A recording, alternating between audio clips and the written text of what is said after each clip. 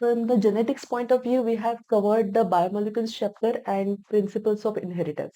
Now, this is another very high weighted chapter as per your IISer aptitude test, that is molecular basis of inheritance. One of the favorite chapters for IISer aptitude as well as for NEST.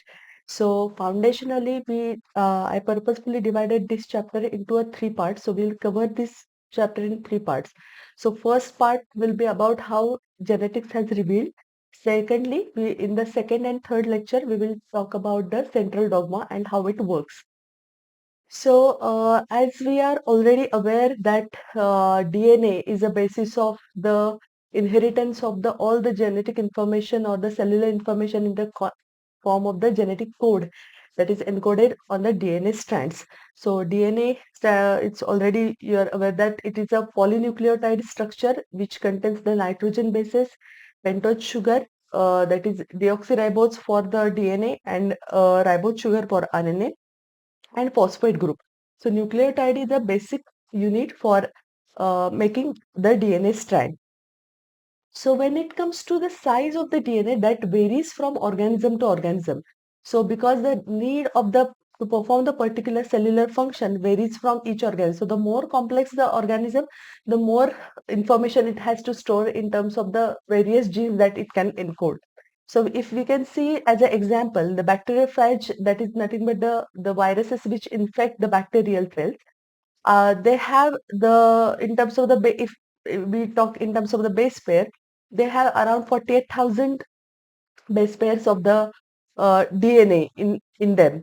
E. coli, which is a favorite model organism for all microbial world for the genetic purpose or all the microbial experiments, which has around 4.6 into 10 raised to 6 base pairs of the DNA. And if we compare this with the normal human cell with the haploid content, means we are talking about the half cells. So if we take a egg or sperm, which contains the haploid number of that is the half of the number of the total DNA in it. So that will have around 3.3 into 10 raised to 9 base pairs. So we can easily imagine how enormous amount of information it has encoded in terms of the genes it contains.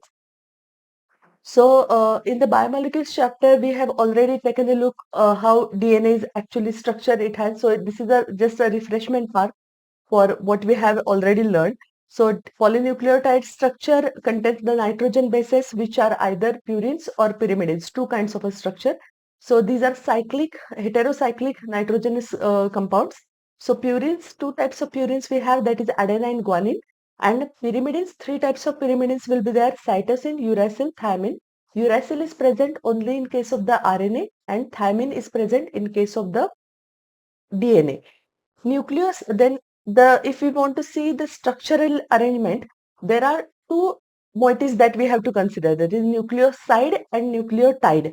When it comes to the nucleoside, this is when a nitrogen base, that is any nitrogen base is linked to its OH group of the first, that is hydroxyl group of the first position of the carbon in the pentose sugar. Then there with the glycosidic linkage, that structure we call the nucleoside. And when the phosphate group get linked to the hydroxyl end of the 5' carbon of the nucleoside, then with the phosphodiester linkage, then we call it as a nucleotide. So these two nucleosides, when joined with the phosphate group together, it is a phosphodiester linkage, and the structure is, when phosphate group is attached to it, it is called a nucleotide structure. So as we are already aware, this is a double helical structure that we have, which have the three prime to two polarities we have, because if we see the structural parts, there is for each end at the 5' end, that is 5' carbon, there is a free phosphate moiety is present. So at that time we call this as a 5' end or 5' end. We can call this as by any name. Similarly, on the other side, there is a 3' hydroxyl group, which is a free moiety present on the other side, which is called the 3' end or 3' end. These two polarities are very important to understand, because that's how it is important for DNA replication. also for formation or the synthesis of the RNA, and also for protein synthesis. So these polarities play a very key role for understanding the how different polymerase enzymes work when they read a particular information on DNA strands.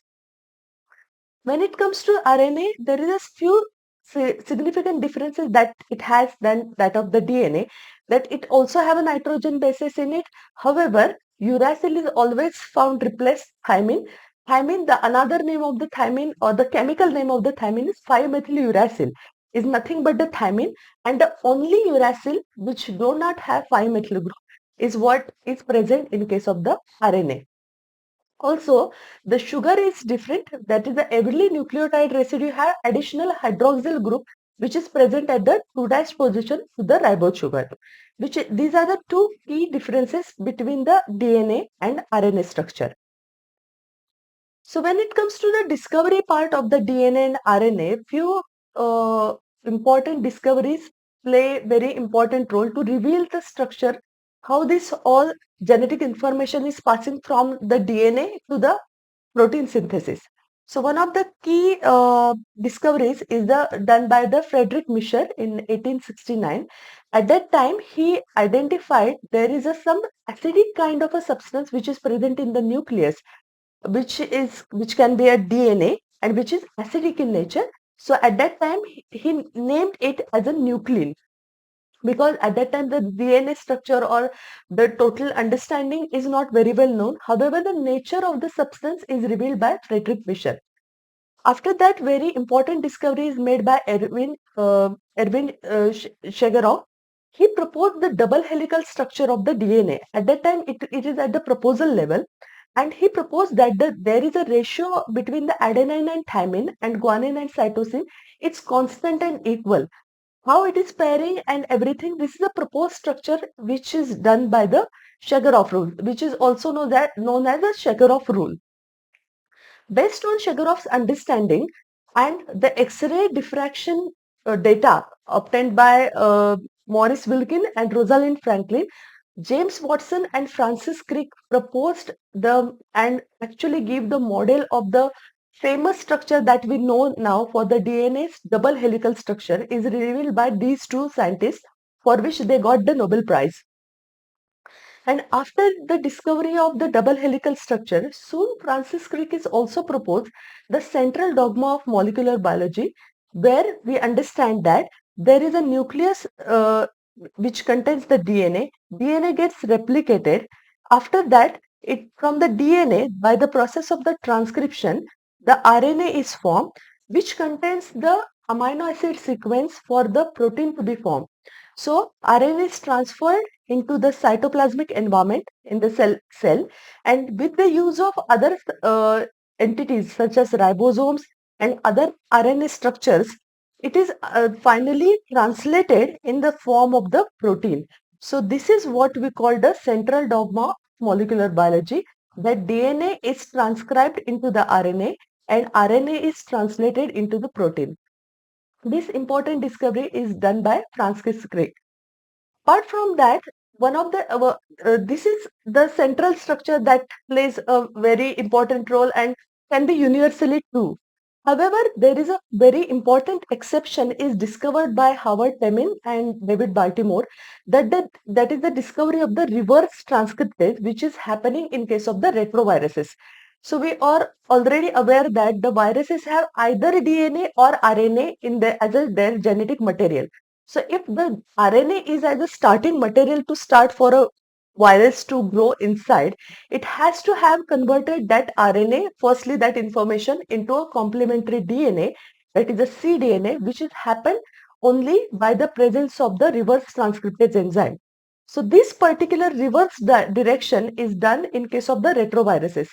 This important discovery has shed a light for the various understanding of the medical sciences, molecular sciences, and for revealing various activities such as for the use of the either for a PCR method, for RT-PCR, now that we can use, and we will see about this in more details when we talk about the biotechnology part. So these are some of the key discoveries. So as per your exam point of view, these are important for you to remember.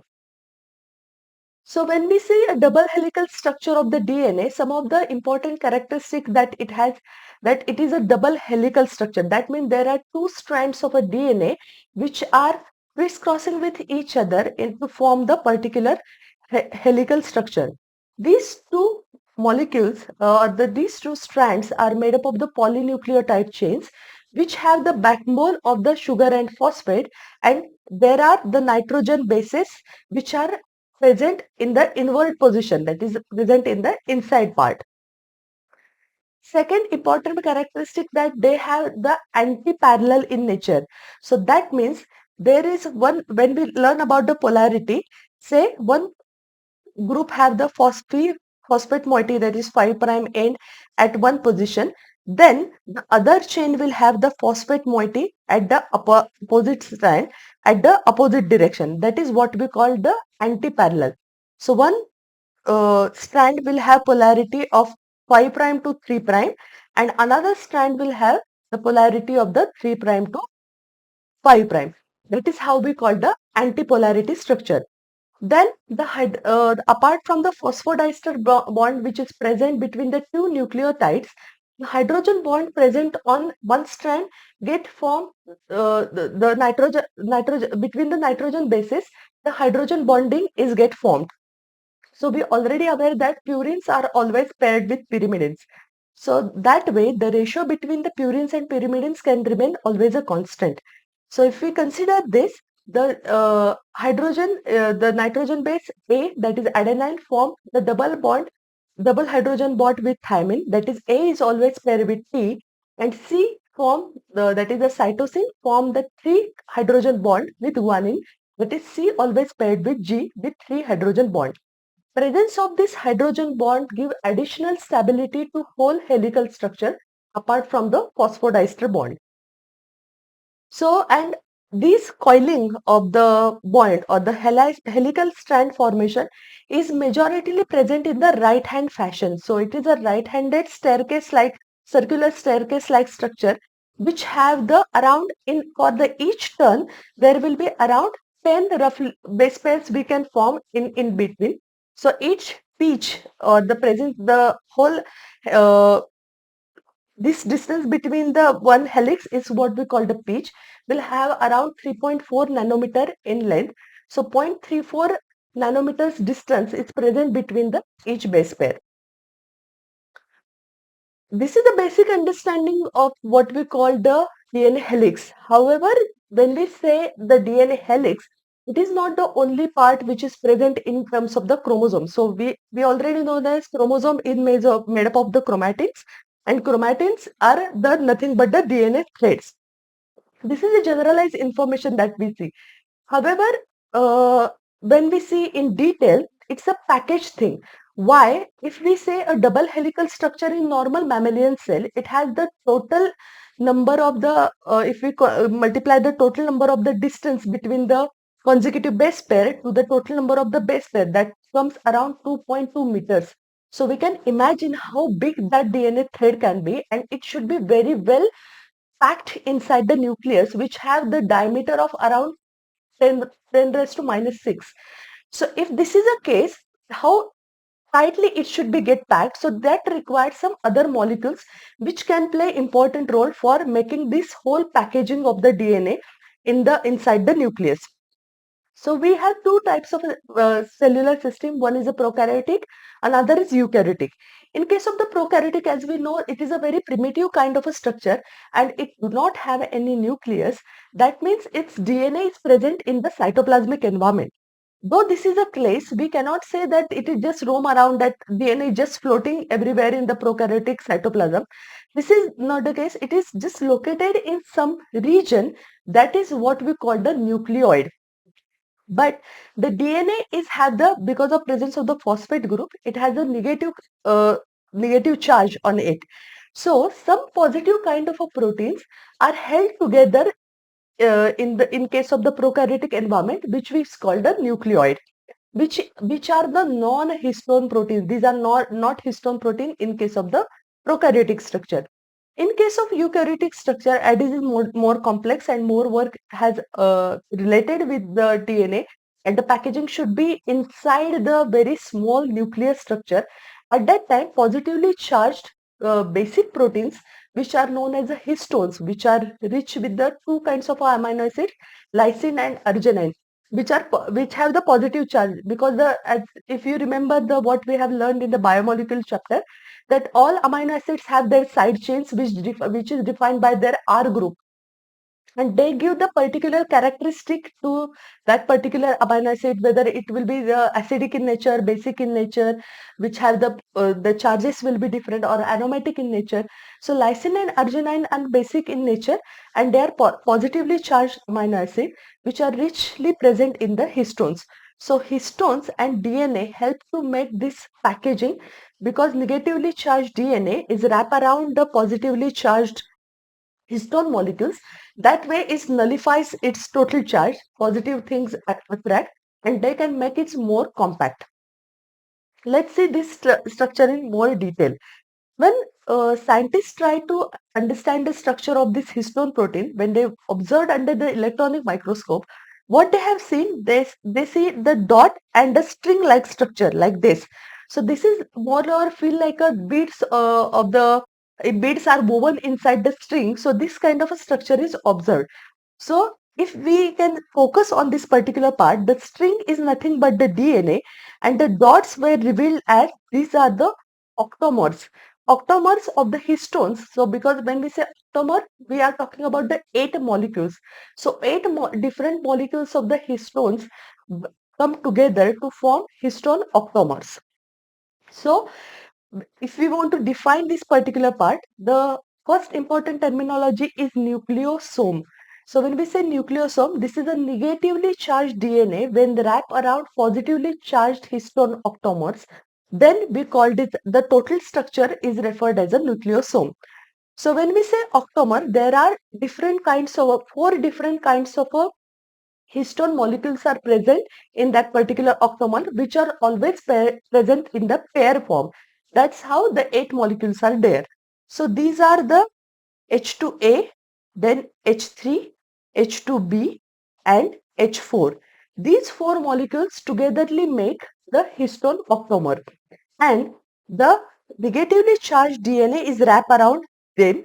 So around, for particular nucleosome, for one octamer, there will be around 200 base pairs of DNA get wrapped around these particular octamer. Apart from that, there is one more histone molecule, which is H1. It's present as a linker. So if we can say, this is a linking between the two octamers, so that can get the more rigidity and more complex structure to whole substance. However, H1 histone is not part of the octamer. This is called as a linker histone, because it is the linking between the two DNA molecules, or two DNA strands, which are the DNA. This is a wrapping part which is get held together by this linker histone. So this complete part get wrapped around a particular structure.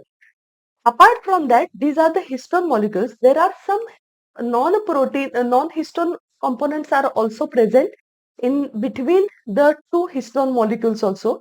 Those are known as the non-histone proteins, which can also gives the rigidity to the whole structure. So when the whole chromatin gets stained, we can see the patches in between it. So when we say patches, some parts get stained lightly and some parts get stained darkly. So this staining property is because of if the chromatin structure, or the nucleosome constituents which have the thread-like structure, which is we are referring as a chromatin, if it is loosely packed, then it will stain lightly, and that way which is referred as a euchromatin. When we say we use the word eu, it is associated with the true nature. When we say eukaryotic, this is a true caryon, that is a true nuclear structure. Similarly, euchromatin associated with the true chromatin, because they are transcriptionally active part of the chromatin structure. That means these are get transcribed into the RNA, and eventually that information is translated into the protein. Apart from that, there is a huge chunk of the DNA molecule or the chromatin which is present on the chromatin structure, which is very well densely packed, and it is stained in the dark color. However, they are transcriptionally inactive. That means they are not translating into the RNA. However, now by understanding the new world of the epigenetics and the day by day the new discoveries are going on to understand how these heterochromatin are shaping up the evolutionary linkage and various medical advancement also for the from this particular gray area that we can say. So when it comes to the discovery, few experiments played very key role to understand how people got to know that DNA is a part which is carrying the information to the next generation. This is a principle of the heredity. So one of the important experiment is done by is known as the transforming principle, which was done by Frederick Griffith. So for this particular experiment, he used the model organism Streptococcus pneumoniae. So this bacteria is responsible for causing pneumonia in the human beings. So what he observed, he firstly grow the bacteria on the lab culture.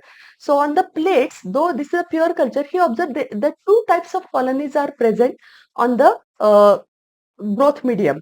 So some bacteria, some Streptococcus pneumoniae are producing the shiny colonies, means they are apparently when grown on the plate, they are look more smooth and shiny in nature because they have the polysaccharide coat or the mucus coat, which is a capsulated one.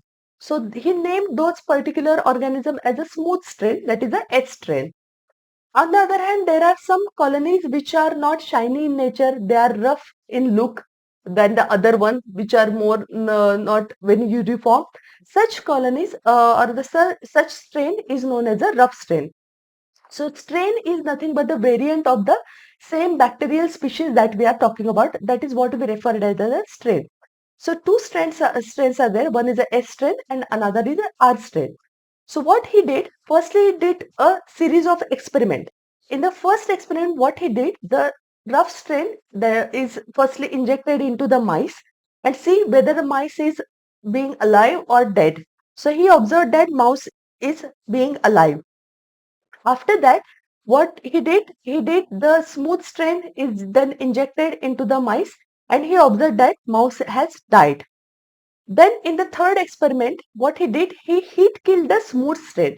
So that means the whole organism is, the suspension of whole organism is just heated, and after that the heat killing process is done and then that suspension is injected into the mice. He observed that the mouse has lived. And in the fourth experiment, what he did, he injected the live R strain along with the heat killed smooth strain. So heat killed smooth strain is there and rough strain which is not causing any infection to the mice. He injected them together. Surprisingly, what he found, the mouse dies. In this series of experiment, what he has observed that there is some transforming material which is transferring from the heat killed smooth strain to the rough strain, which is not causing any disease to the mice, but it is transforming that rough strain to make it more virulent, or disease causing ability is given by that particular transforming agent. At that time, he was not aware what kind of a material it could be, whether it is a genetic material, whether it is DNA, RNA, or this protein. At that time, it was not aware. But this particular experiment made the foundational understanding that is something is transferring one characteristic to another and make another organism more virulent. And so, to understand the biochemical nature of this transforming principle, the next experiment were done by three scientists, that is Oswald Avery, Colin MacLeod, and McLean-McCarty. So so their focus was the transforming principle is already proven. Now they have to find out whether which biochemical entity is involved as a transforming principle. So they use the same thing. They use the same strains of the Streptococcus pneumoniae. However, they purify the biochemicals. That is, they purify proteins, DNA, RNA, everything. from the heat-killed strain and see that whether the live strain and transform one by one and see which one is causing the transformation into the rough strain and make it virulent or disease causing one. At that time, they discovered that the DNA has the only alone make the transformation of the from the heat killed smooth strain to the where to the rough colony causing bacteria, that is the R strain, make this transformation possible. So also prove the fact, they also do one more experiment, that is we use the various enzyme system, that is proteases are the enzymes which degrade the protein, RNases are the enzyme which degrade the RNA, and DNases are the enzyme which degrade the DNA. So they treated each of this biochemically purified thing from the heat-killed strain directly and see the transformation effect. So firstly they treated the extract made from the heat-killed strain with the proteases enzyme or RNases enzyme. So they found that the proteases or RNases are not making anything different for the transforming effect, because the transforming substance is not protein or RNA. However, when it is treated with DNA, the R strain, that is rough strain, it not gets transformed into the smooth strain. So that means the DNA is the only thing which is the responsible as a transforming principle to transfer the different characteristic from one organism to the another organism. But by giving this particular proof also, many biologists at that era were not convinced completely that the DNA is solely responsible for the making this genetic information, because at that time there is a strong belief that proteins are the one who are shaping up the whole life cycle, and every part the protein expression is very important. Then how DNA information is the only part which are making the difference as the characteristic different for the particular organism. Is this part clear? Yes, ma'am. Okay. So then it comes to the next very important experiment, which actually put as a proof of the theory that the genetic material is nothing but the DNA. This experiment is carried out by Alfred Hershey and Martha Chase in 1952. For this particular experiment, what they have used, they use the model organism of the bacteriophages. So bacteriophage is nothing but the viruses who infect the bacterial cell. So so their main chase is that whether the proteins or DNA are the one who are entering inside the bacteria from the viruses. So that way, because we know that for the viral system to survive or to replicate, to multiply, they have to firstly enter their genetic material inside their host cell. They use the cellular information or the cellular machinery to synthesize their own molecules, and then the replication will be happening and the new viral particle will be synthesized. So their chase was for whether the proteins or DNAs are the one who are entering inside from the viruses to the bacteria. So what they did, they grow viral particles in the medium, that is one media contains the radioactive phosphorus and one media contains the radioactive sulfur. After that, they infect those particularly labeled viruses to the bacterial cell. They grow them inside the media, and after that simply crush the cellular system and centrifuge the every part and check the supernatant and the pellet. By blending, after the blending the process completely, they check the supernatant and then check the cellular system. So by this experiment, what they have seen, the two different kinds of things that they have observed. Firstly, they observed the radioactivity in case of for the test of the proteins. They grow bacteria into the sulfur environment, because we know that many amino acids contain the sulfur in them, which are the important parts. So if the sulfur is inclined into the particular thing, we can see that it is definitely associated with the protein. And we are already aware that DNA has the phosphorus in it. So if the radioactive phosphorus is detected into the particular system, then we can easily conclude that the DNA is associated with the as a genetic material which is transferred from viruses to bacteria. So taking of the supernatant in case of the viruses which are grown into the radioactive sulfur containing medium, after centrifugation, the radioactivity was detected in the supernatant, but in the cell pellet, the radioactivity is not detected. So we are in the cellular environment, in the supernatant environment, the many proteins get released by the activity from the cell and also by the blending activity. So they concluded that the proteins are not genetic material because it is not, the radioactive sulfur is not detected in case of the cell pellet environment, but it is detected only in supernatant. On the other hand, the phages which are grown in the presence of the radioactive phosphor, they detected the radioactivity only in case of the pellet, but not in case of the supernatant, which can be easily seen in case of the uh, DNA as a genetic material because the viruses uh, which are grown have the radioactivity in it, transfer its genetic material into the cellular environment. That way, that radioactivity is detected only into the cell system.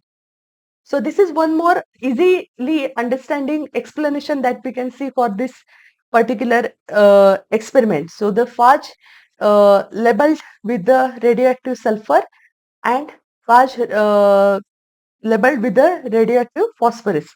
So if the infection, so the process is very simple. Firstly, infect to the bacterial cell, then blend the whole thing and then centrifuge and check the supernatant and check the cell pellet.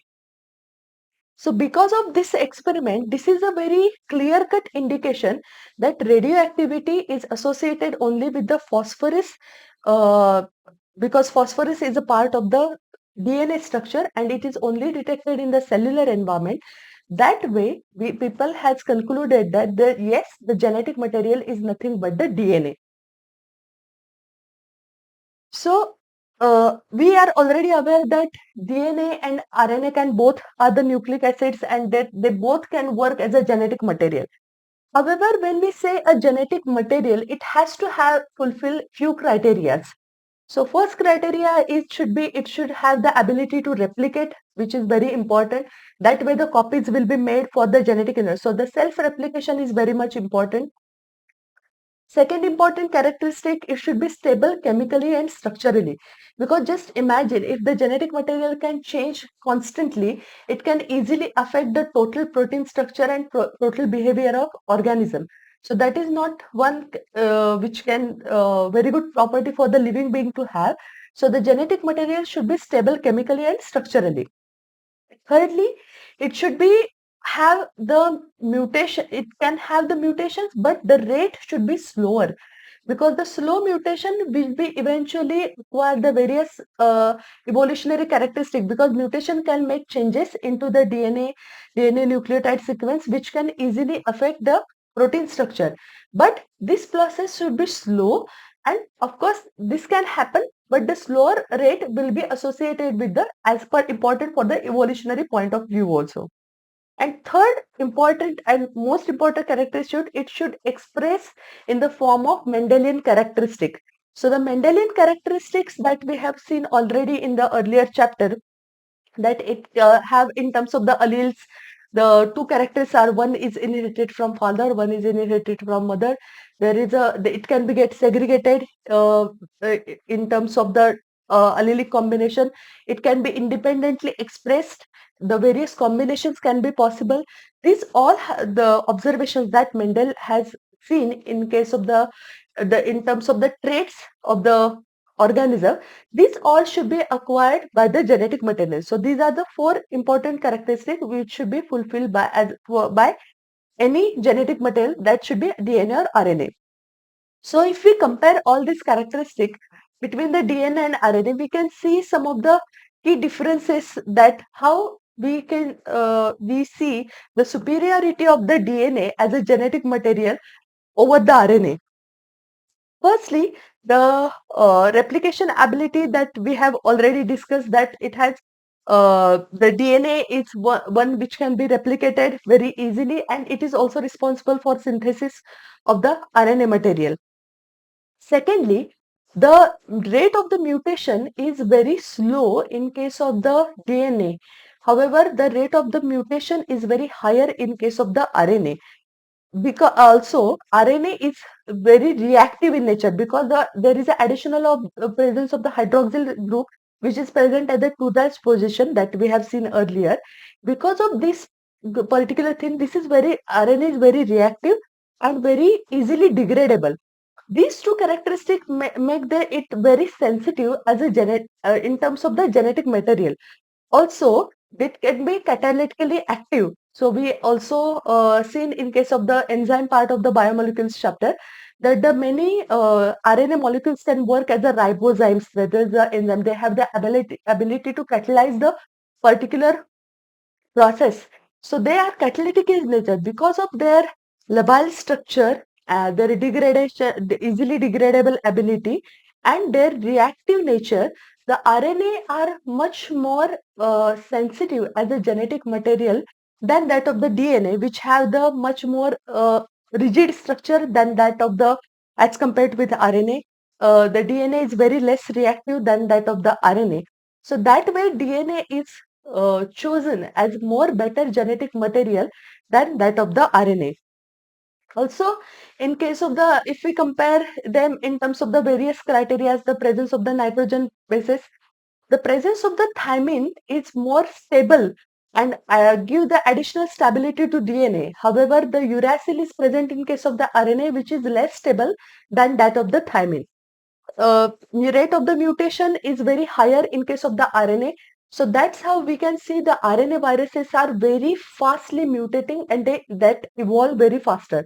The closest and most associated example that we can see about this is the RNA virus, that is the coronavirus. We know very much, too much variants seen all across the globe. Still people are reporting very new variations in coronaviruses, which is very classic case in case of the RNA, because the corona have the RNA as its genetic material, which can be very because the mutation is one of its evolutionary and also the survival thing, because their lifespan is very limited. At that time, more they mutate, more they can survive and the more they can change very faster. Similarly, if we see some characteristic of the protein synthesis, the RNA can directly code for the protein. However, DNA is not directly coding for the protein. There is a transitional state of the transcription which involves the RNA. So DNA firstly transcribed into the RNA and then it passes its information in terms of the protein. So if anything changes that can happen at the RNA level, it can easily affect the expression characteristic of the organism, because proteins are directly synthesized from the RNA.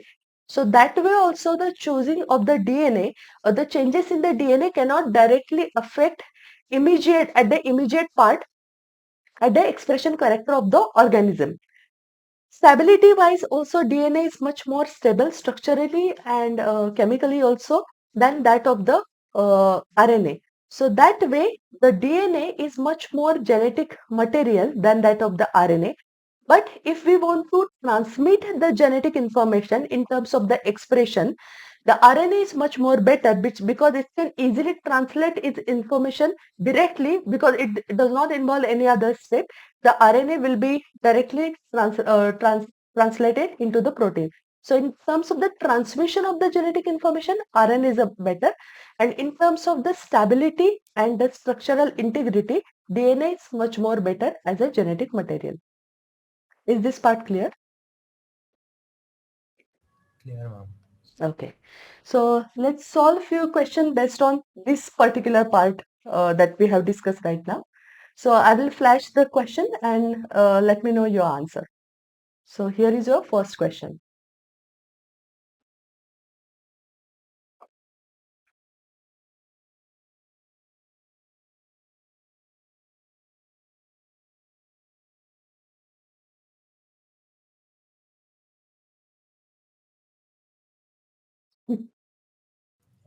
Ma'am, option B. Option B. Okay. Anyone? Divya. Okay. Option B. Option B. Okay.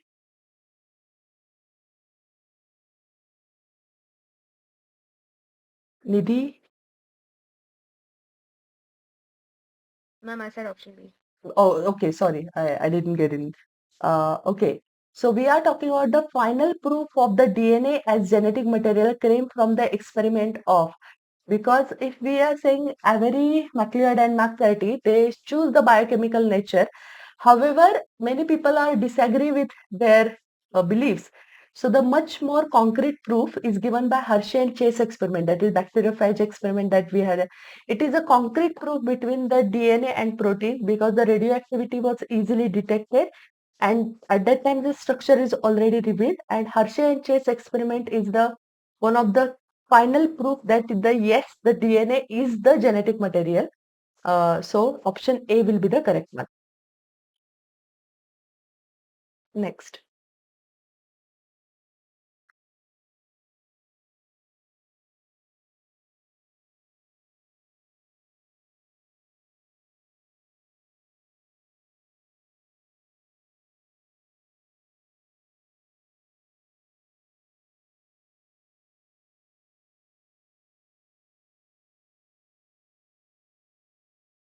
Ma'am, option C. Option C, okay. Option C, Divya, okay.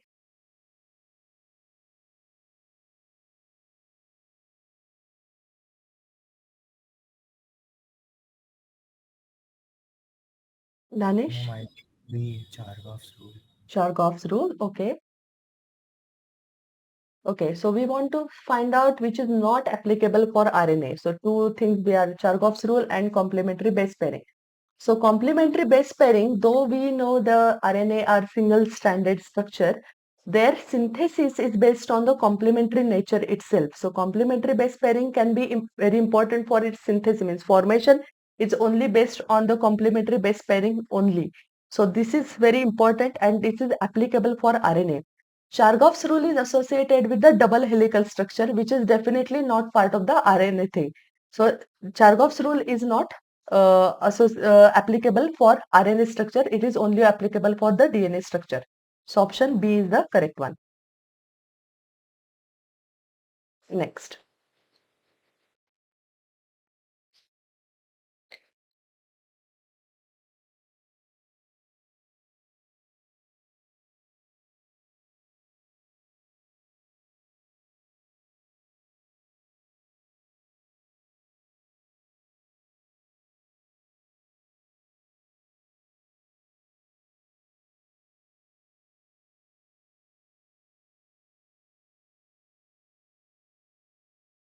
Option C, okay, Divya.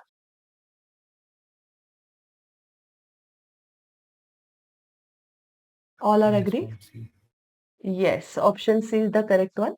Phosphodiester linkage is present between one nucleotide to another nucleotide. Next.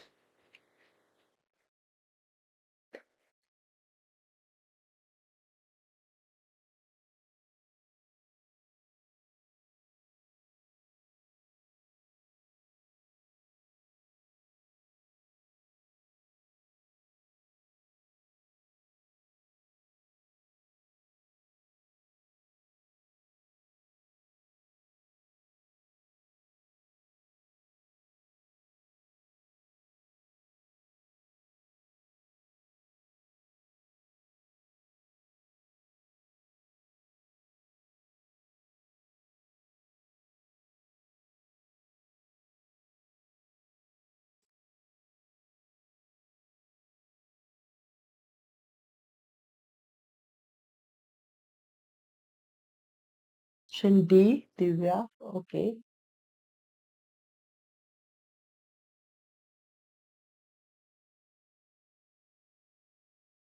Anyone? Shrey? Ma'am, option A. Option D. Okay. Nidhi? Danish? Ma'am, option A. Option A. Okay. Nidhi? Ma'am, I'm not sure. Okay. Still, what is your Not sure, guess? ma'am. Guess if you have to guess. Ma'am, possibly option A. Option A. Okay. Okay. So we want to see the true sentence, that is the correct sentence. So let's see each sentence. The centromere is found in animal cells which produces ester during the cell division.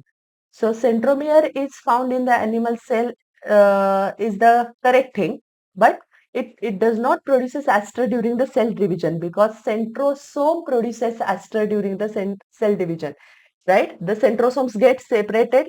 Centromere is present at the center, which is holding part between the two chromatids, which is at the time of the cell division. So this is not the centromere. From centromeres, esters are not produced. Esters are produced from the centrosome. So this is a wrong statement, partially wrong statement, we can say. The gene for producing insulin is present in every body cell, which is the correct thing because this insulin is a kind of a every body cell, but uh,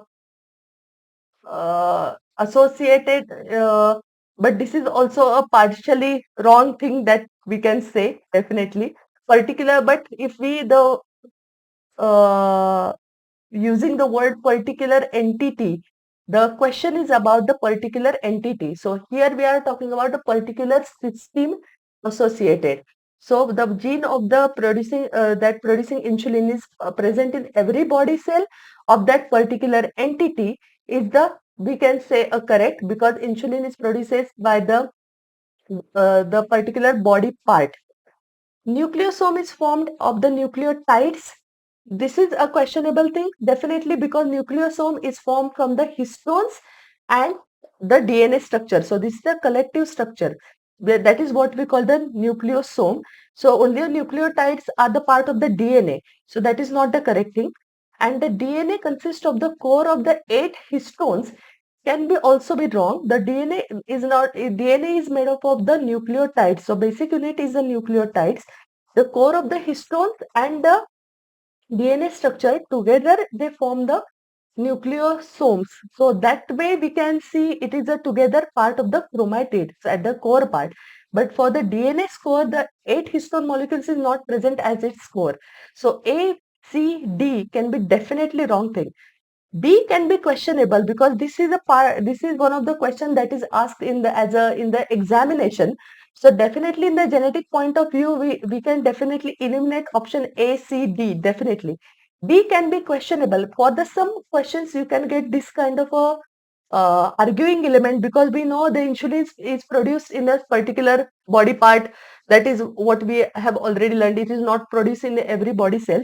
But however, here they can point out in as an examination point of view that we are asking about the particular entity is true. We are talking about the particular entity. So they will focus on such part only, and at that way, the option B is the only one that which can be say a correct or the true in that sense.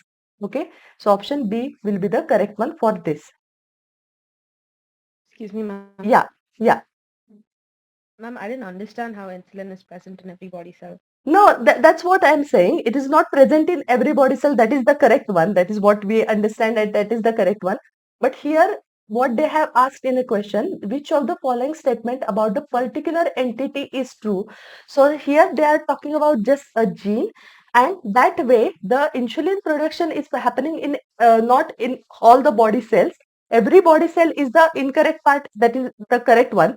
However, they are talking about a particular entity which is not enlisted or made specified. So that way we are saying the option B is the correct one. However, for this question also I can even want to argue, but this kind of questions you can find in the examination. This question has come in one of the exams. So at that time definitely A, C, yeah. So Ma'am, no. I thought insulin would only get produced in the beta cells of islets of Yes. Absolutely correct. Absolutely correct. So I enlisted this question for a purpose. Firstly, you have to find out in a genetic point of view, definitely eliminate the for sure things which can be wrong. This is one thing. Secondly, uh, for the ICER aptitude, they will ask you to comment and argue about means once they before releasing the first answer key, they will ask you that whether you are agree with the given answers or not. So at that time, if you are very much sure, means for the Nidhi, if you are very much sure that what they have given as a statement is wrong, at that time you can definitely point out that the statement itself is wrong as an exam point of view also, and as per the if we take the minor points from the question point of view also, so you can definitely underline that part, and they will consider this for marking. Okay, so please, if you are very much sure that what you are seeing for this particular exam or the option is not really very well applicable, please do point out and they will consider. Ma'am, so here, Yeah, ma'am, so here none of the four options are yes, particularly yes, accurate, yes, but yes, elimination wise, we're choosing these four. yes, yes, yes, correct, correct. That is the correct one. Okay, Okay, got it. okay, Yes, ma'am. next.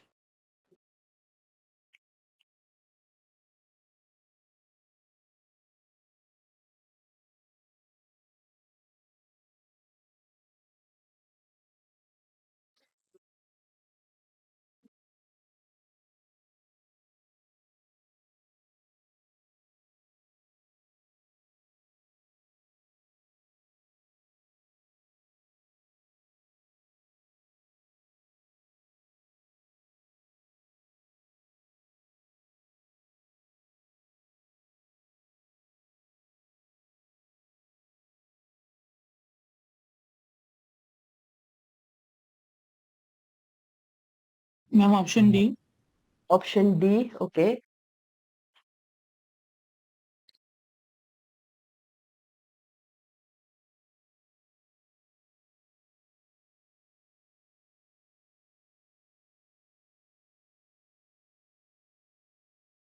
So option D is the correct answer. We are talking about anti-parallel strands. So that means the phosphate group at two strands which is present in the opposite position.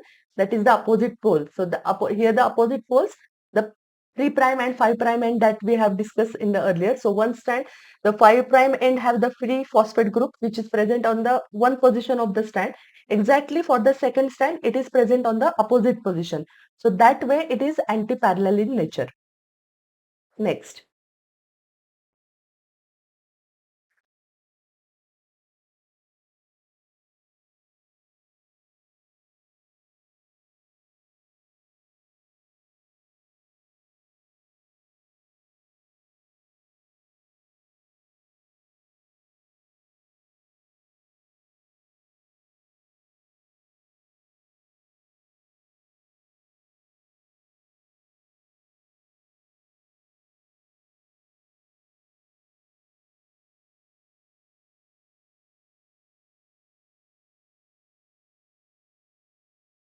Ma'am, option B.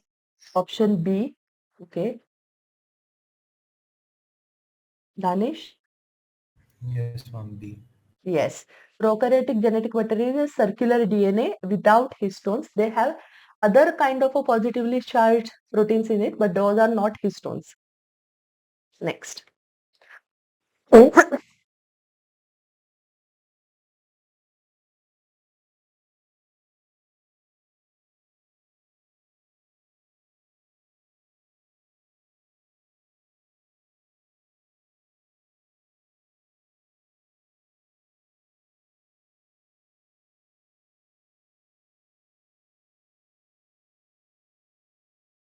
Option D. Sorry. Last option D. D. Okay. Yes. Nucleosome core is made up of H2A, H2B, H3 and H4. H1 is not part of the core. It is the part of the linker histone. Next.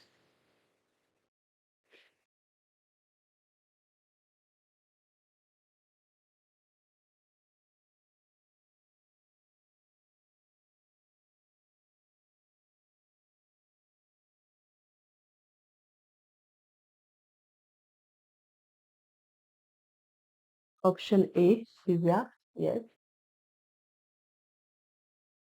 Yes, option A is the correct. Nucleotide arrangement is much more properly revealed by X-ray crystallography method. Next.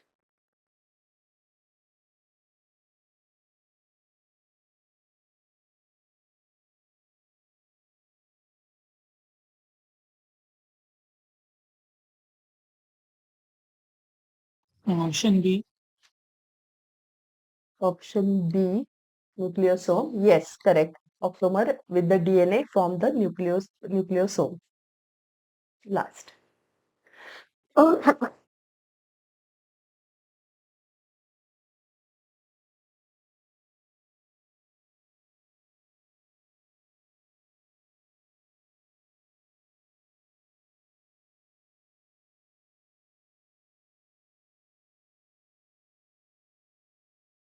Ma'am, option B.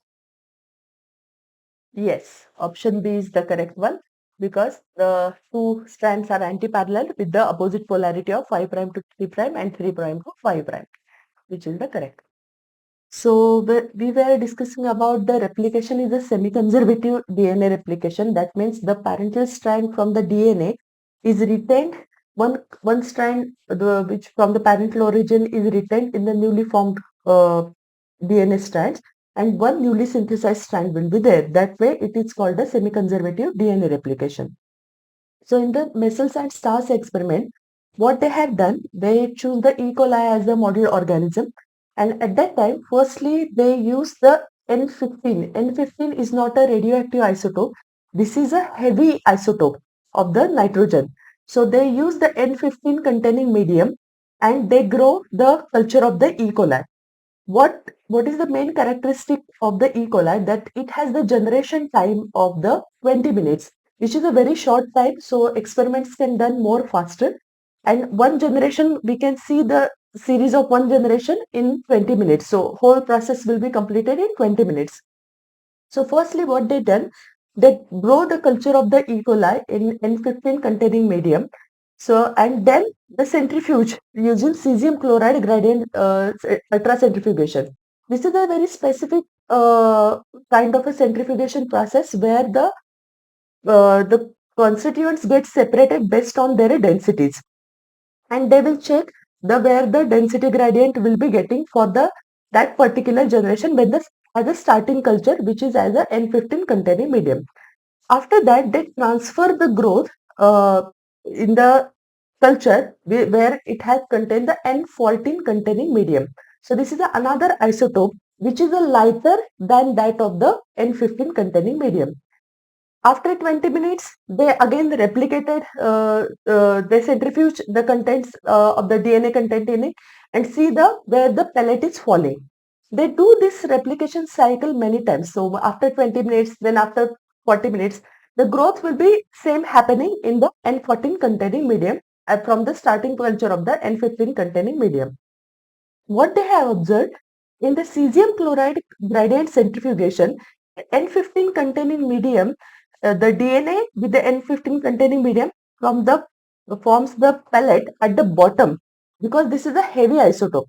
After 20 minutes, that is the first cycle of replication, the layer will be upgraded and there will be only one layer of the DNA will be formed, but which is a lighter. That means the layer is formed above the N15 containing exclusive N15 containing medium growth. After second cycle, two different kinds of layers will be formed. So that will be lying one after another.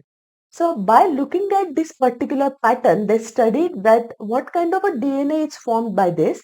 So there is a DNA intermediate formed by this process. That means in earlier first growth culture medium, it contains the whole DNA will have the N15 to both strands will have N15 containing heavy isotopes in it. So only one strand will be there. After second cycle of the replication or the first cycle of replication, by transferring into a N14 containing medium, that will form the one strand with N14 containing nitrogen bases in it, and another will be from the parental origin which will be semi-conservative, which will have the N15 containing nitrogen bases. So that will be designated by two different colors over here. So one strand is blue in color and another is red in color. Red color representing the N15 containing medium and blue color representing N14 containing medium. After second cycle of replication, that is after 40 minutes, what happened? Now they both will work as a parental strand. So after that, one strand will have exclusive N14 containing medium and the DNA strands will have the bases which will be impregnated by N14, and another parental strand will still retain one with the N15 and another with the N14. So that's why we get two different kinds of a pellet at the different size gradients based on their density. As we go on, this cycle can be seen with a different differential way, that the N14 cadaveric DNA will be producing again, thus as the culture medium we are not changing, they are producing same kind of a DNA.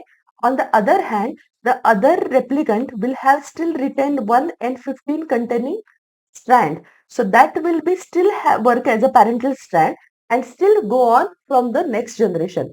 Looking at this particular pattern, they concluded that the each DNA molecule contains the template strand from the parental origin, and the newly replicated strand will be formed from the newer one. So they are conserving one part from the parental one. So that's why the DNA replication is semi-conservative in nature. This was a very concrete experimental proof given by this particular experiment. So when we comes to the replication process as its own. So when we talk about this, it is governed by various kinds of enzyme systems which play a vital role. So we know that the DNA is zip in position. So it's a helical structure. So firstly, to replicate it, it should be unzipped. So just consider this as a zip-like a structure. So this is the unzipping process that is happening first, and then the replication fork will go on uh, replicating or the unzipping, and then the process will be happening. So once it unzips, the unzipped region will be first replicated and then it's just go on. So the helicase enzyme plays important role for unzipping this DNA strand. So two single stranded regions will be formed on which the replication will be starting. So to start all this process, one of the key factor is the primer. So primer is a small fragment of the RNA which is complementary with the starting point of the DNA replication process. So this particular activity of synthesizing the RNA primer is done by primase enzyme. So this particular small fragment of the RNA will have the complementary region with that of the DNA, which works as the starting point for the replication process. So we know that we have the two strands with two polarity, one from the 5' to 3' and another from the 3' to 5'. So when we started with the polymerase have the ability to synthesize strand from the 5' to 3' direction. If we are saying that the one which have the polarity with 3' to 5' means in the opposite way will work as a leading strand, because this leading strand is a continuous addition, means it will be unzipped, and once the primary will be there, this will guide the DNA polymerase will guide for addition of the new bases based on the complementarity. So if A will be there, it will add T, C will be there, it will add G. So based on that, it will start adding the bases on the continuous fashion. On the other hand, where the other strand with the opposite polarity will be there, so there will be the 5' 3' direction is very important. So on the other side where the opposite direction will be there, at that time the fragmented regions will be formed. So instead of continuous strand synthesis, it will have the fragments. So small fragments will be there. They are referred as the Okazaki fragments. Firstly, the fragmented regions will be formed, and then the nick will be filled between them, and the continuous strand will be formed after the completion of the replication process. So this particular thing, at that time the template strand will be referred as a lagging strand. So this will work as a lagging strand and this is as a leading strand. So DNA polymerase have ability to add the bases in the new DNA chain. Also, as you can imagine, just imagine the process of the DNA replication and then the cell cycle that we have done. The many things are happening. So it has to be very, very accurate. DNA polymerases have the ability to add the things very accurately. However, along with the addition of the bases, they have ability to proofread also. So once they add with the bases, after that the DNA polymerase also do the proofreading activity of the whole chain, And if there is a mistake in between, it can easily detect and correct it also. The DNA polymerase has this ability also. Along with that, there is one more polymerase is there is a DNA polymerase 3. This have ability because once the RNA polymerase, RNA primers are added as an initiation process, once the process is continued happening, at that time DNA polymerase 3 come in a picture and it removes this RNA primers. After removing, there will be a small gap in between. DNA polymerase 3 will replace this gap also by filling the adjacent bases as per the nick is need to replace. Similarly, DNA polymerase 3 also play important role to fill up the gap between the Okazaki fragments. So it had also helped to fill up the gaps in between the Okazaki fragments.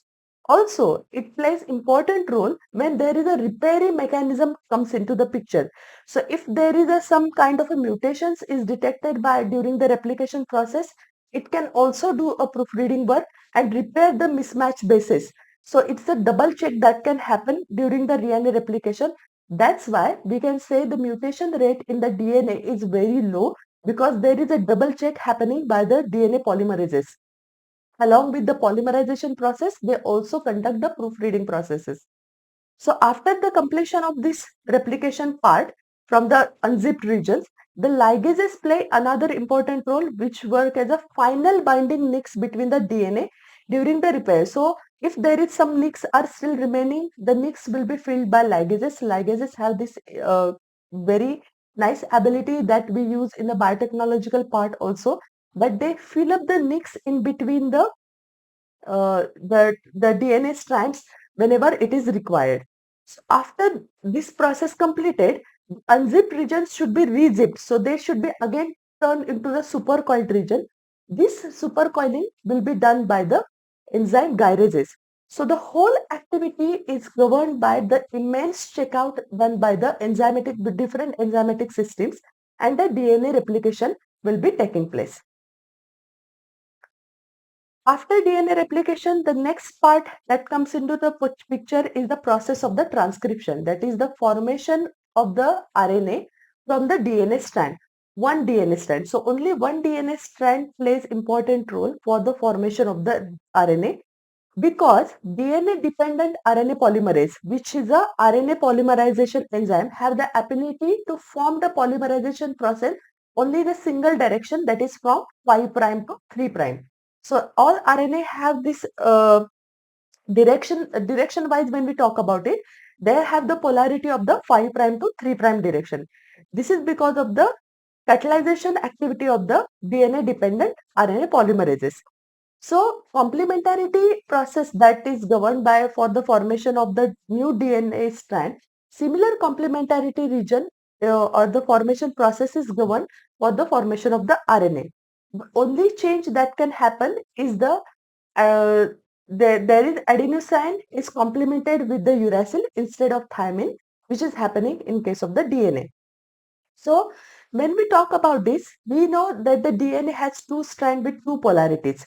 So if the DNA has to form the new strand from 5' to 3', that is which has the RNA polarity, the template strand will have the polarity of the 3' to 5' direction.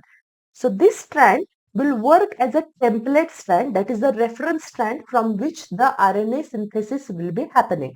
So at that time, 3' to 5' DNA strand is referred as a template strand. On the other hand, we know that the 3' to 5' have the exact complementarity with 5' to 3' on the DNA, which have the exactly same sequence that we are expecting in the RNA. So that's why the DNA strand with polarity of the 5' to 3' direction is referred as a coding strand. Though it is referred as a coding strand, this is in reference to that the coding strand have the exactly same sequence that what we are expecting in a RNA to have. That's why it is referred as a coding strand. Is this part clear? Yes, mom. Yes. Okay. So, when it comes to the transcription, for the DNA, we are all are aware that every part is replicated. So, all the DNA strand is replicated. However, RNA synthesis can be happen only for the genes that should be transcribed or the translated into the polypeptide chain for the protein synthesis. So transcription process will be happening for the particular chunk on the only single stranded part. So the transcriptional DNA unit will be divided into three parts. First is the promoter, then there will be the structural gene, and last will be the terminator. So the promoter, as the name itself suggested, this is a binding site for the RNA polymerase from which the process of the RNA synthesis or the initiation will be start. So this work as a promoter. So it is located in the upstream region, that is the polarity of the RNA synthesis will be 5' to 3'. So with reference to coding strand, we are referring the same, that is this is located in the upward direction. Promoter is always located in the upward direction, that is at 5' end. So this particular, this is in reference with the coding strand. So for the template strand, this is located at 3' end. Then terminator is the, as the name suggested, this is a termination process of the transcription. So that will provide a thing which will represent that this is the stop process. We have to stop the RNA synthesis. So this is located at the downstream part, that is at the 3' end with reference to coding strand. So this is the terminal portion. So in between promoter and terminator, there will be the structural gene, so coding sequences, which will be eventually translated into the polypeptide chain. So this is the genetic information of the particular gene of interest, and that will be information is located in between the promoter and terminator. Sometimes apart from the promoter region, there are some regulatory genes which are present upstream of the promoter or downstream of the promoter. If the particular gene structure or the gene synthesis is a part of the operon structure, this is a cascade of the genes which will be regulating switch on or switch off mechanism for some of the expression factors. We'll discuss about these regulatory sequences when we talk about the translation process. So, yes, Shrey. Ma'am, in the diagram, what Hmm. are the arrows towards the 3'? These are the polarity. These are the polarity just to indicate the opposite directions. These are the polarity arrows, nothing else. So, ma'am, both the arrows will be towards the 3' only, like they are anti-parallel, so one should be towards 5'. Anti-parallel. 5' to 3'. This is for the sake of the synthesis that we are doing it. So this is just a diagrammatic representation. So 5' to 3' just means strands grow from 5' to 3', right? So this is a growing thing. That way it is just diagrammatically represented at the arrow one. So don't worry about it. 5' to 3' is a growing part, right? When we say a replication cycle, it's always from the 5' to 3'. So that's why the arrow is indicated in the 3' direction. Okay, ma'am, got it. Okay. So when we say a gene, we call it as a functional unit. So the most important hypothesis that we consider is a one gene, one protein hypothesis. That is, every gene is responsible for coding a particular protein, which is highly acceptable. However, as our knowledge of the understanding of the DNA is evolved, people understood that the DNA is not, the complete DNA is not coding for each and every gene. There are some areas in the DNA which are not responsible for coding each kind of the different kinds of proteins. So at that time, the more precise definition than gene that we use for the coding region of the DNA is what we call cistron. So cistron is referred as a DNA segment which is coding for the polypeptide chain, that is, which contains the structural gene for the transcription. So this is more precise definition of the gene that we are using right now. So when we say cistron, there is some part which is in between, which is coding, and another part which is not coding. So based on this interrupted sequence, we divide this part, a particular gene sequence or the complete DNA strand, into the two parts, that is exons and introns. So exons is the one which is coding sequence or the express sequence. So these sequences are appeared in the mature RNA. So from this particular exon sequences, the mature RNA will be formed, which will be expressed in terms of the protein sequence by the process of the translation. So these exon sequence are then get interrupted by the introns. So what is the intron? Intron is nothing but the intervening sequences which do not appear in mature RNA processes. So there is a two kinds of the RNA that will be eventually formed. The first we call the nascent RNA, which will contains both the information from the exon and intron. And when the mature process will be happening, at that time introns will be removed and exons will be joined together. And those exons are nothing but the coding sequences which contains the coding information for the polypeptide to have. Most eukaryotic organisms have the monocistronic in nature. So when we say monocistronic, mono stands for one. So these are interrupted between the intron sequences. However, one RNA sequence is coding for the single kind of a protein. So that means when the one mRNA will be formed in the eukaryotic cell, that will be eventually expressing only single kind of a protein. On the other hand, in case of the prokaryotic RNA, what happened? It is a polycistronic in nature. That means the single mRNA can contain the information of the multiple genes. So that can be either two, that can have the information of the two proteins. So at that time we called it the bicistronic or dicistronic. If it have the information of the three different kinds of a protein, we called it as a tricistronic protein. So based on that, they can synthesize each mRNA in the prokaryotic have the polycistronic in nature that can carry out the information for the more than two different kinds of a protein. So that is what we call the polycistronic. So when we say the RNA, firstly we have to refer the different types of a RNA. So by the process wise, we can say that three main types of the RNAs will be mRNA, tRNA and rRNA. M stands for messenger RNA. So messenger RNA, this is a template synthesized RNA which carries the messenger from the cellular environment for the synthesis of the polypeptide chain, that is the proteins. So these are the messenger RNA. Second type of the RNA is a tRNA, that is a transfer RNA. So tRNA plays important role for bringing the amino acid and read the genetic code when it comes to the synthesis of the polypeptide chain. And third kind of RNA is a ribosomal RNA, which is a rRNA, which is the most abundant kind of a RNA we found in the cellular environment. So ribosomal RNA plays important role in the structural and catalytic way. So if you remember part of the biomolecules chapter, we talk about some of the RNAs play important role as a catalyst. Those we call the ribozymes. So rRNA can work as a ribozymes because they have the catalytic role in the process of the translation. So when it comes to the tRNA, wants to read the message what is carried on the mRNA. At that time, ribosomal RNA plays important role for this complete process of the translation. So for all this process, in case of the bacterial environment, only a single DNA dependent RNA polymerase is processed for all these types of the RNA.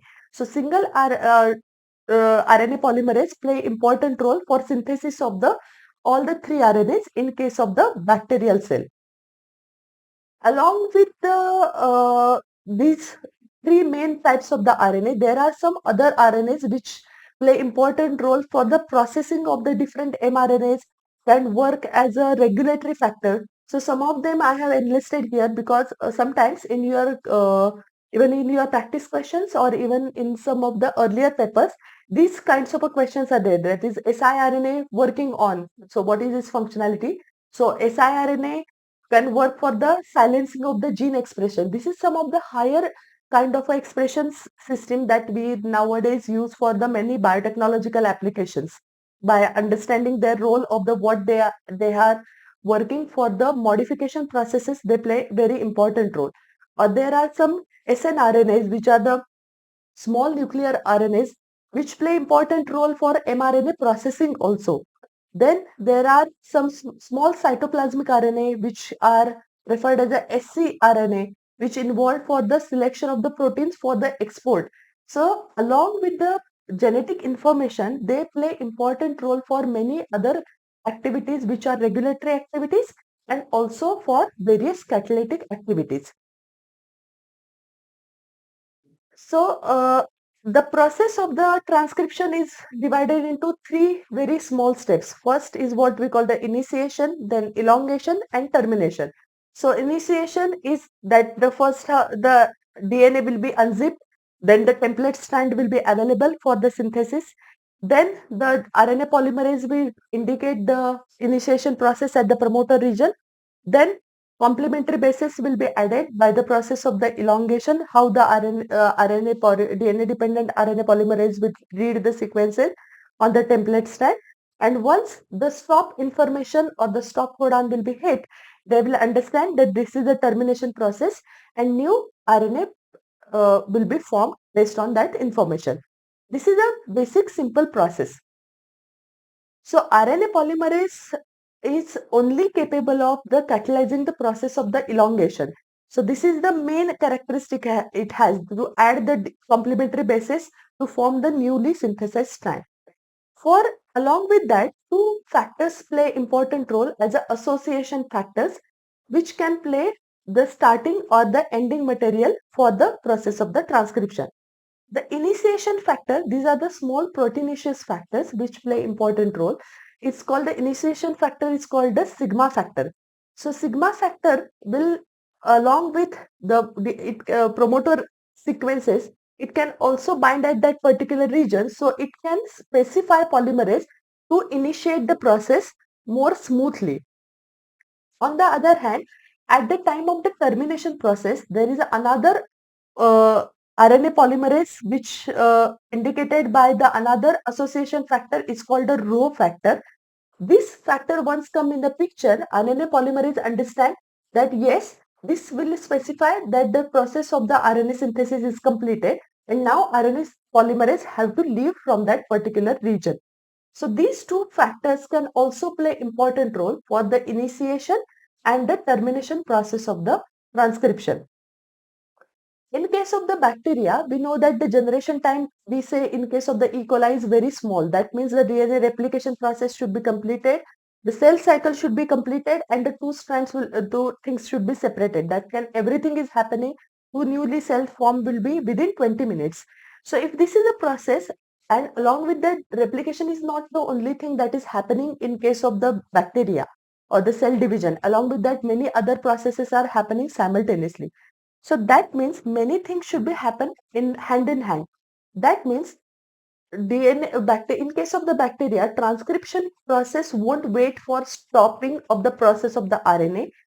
Once the transcription is started, as the RNA strand keep on forming, along with that, everything is happening in case of the cytoplasm, right? Because there is no nucleus, so RNA is not forming in the nucleus and the things are coming into cytoplasm and then synthesis will be protein will be happening after that. Here the transcription and translation process happening hand in hand. So as the RNA strand is forming, simultaneously ribosomes will sit on that and start process of the translation. So this is a coupled process that is happen many times in case of the bacterial cell. Is this part clear? Yes, So ma'am, Yes. Yes, Shrey. so ma'am, like what exactly happens to the DNA then? DNA During DNA and will after transcription? after transcription then again it will zip together, means DNA will be unzipped, the 3' to 5' direction strand will work as a template and the RNA polymerase do the synthesis of the RNA polymerase will leave and the DNA strand will be retangled, means it will be remain at the supercoil because it has nothing to do with the DNA replication, but it has to just unzipping that part just for the sake of the synthesis of the RNA. So nothing will happen with the DNA. It is just providing the template for the synthesis of the RNA. Okay, ma'am. Got it. Okay. So for the bacteria, the process is quite simpler because only one single DNA RNA polymerase plays a key role for doing all these things along with the association factor. However, in case of the eukaryotic cell, the process is much more complex than that of the what happening in case of the bacterial cell. So here, instead of one, at least 3 RNA polymerases are present in the nucleus, which are responsible for synthesis of various types of the RNA synthesis. So there are additional RNA polymerases which we found in the organelles such as the mitochondria, because the mitochondrial DNA also have the factory for the replication process. They can synthesize their own proteins. So at that time, both RNA polymerases are also different from what they are present in the nucleus. So three different types of the RNA polymerases are there in the eukaryotic cell. RNA polymerase 1, which is responsible for transcription of the rRNA, that is the ribosomal RNA. Then RNA polymerase 3 is responsible for transcription of the tRNA. Then srRNA, this is a small regulatory RNA, and snRNA, this is small nuclear RNAs, which play important role in the other regulatory function.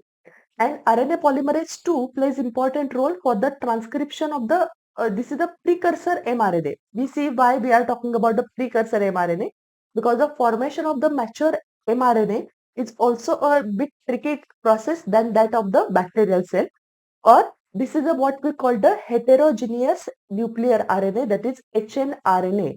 So you have to remember some of these short forms, because sometimes in question they will just use the srRNA or hnRNA. At that time you have to know what is the meaning, what it stands for.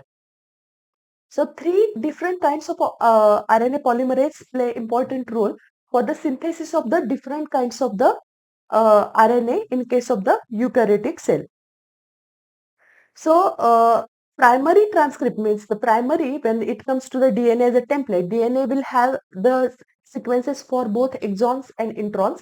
So, when the primary RNA synthesis will be happening, that will have the sequences of both exons and introns. So, because of the presence of both are there, it is a nascent, that is the on the primitive track. And at that time, RNA is not functional, means at that time it cannot perform any catalytic function or any mature function.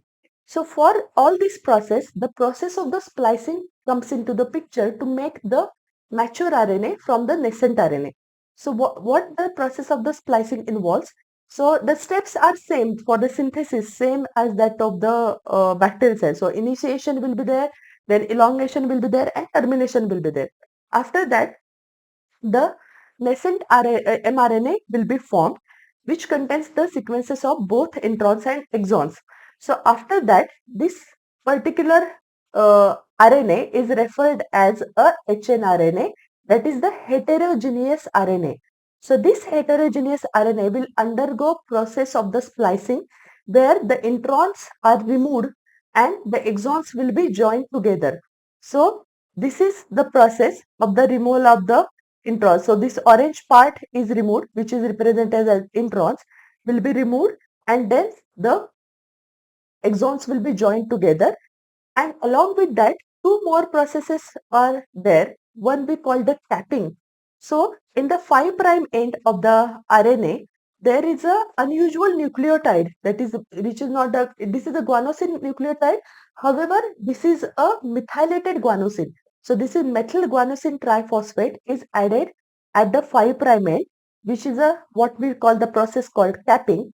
And at the 3' end, poly A tail will be added. So adenosine residues will be added, that is around 200 to 300 bases of the adenylated residues will be added as a template in the independent manner. So this all process is happening in the nucleus, and after that the fully processed RNA is now we call the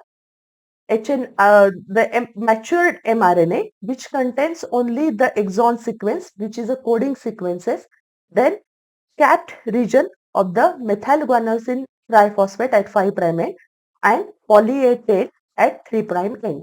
So this is what we call the matured mRNA, which is now catalytically active and ready for the translating all the information in terms of the protein when it comes to the cytoplasmic environment, and other things come into the picture for the synthesis of the for the process of the translation.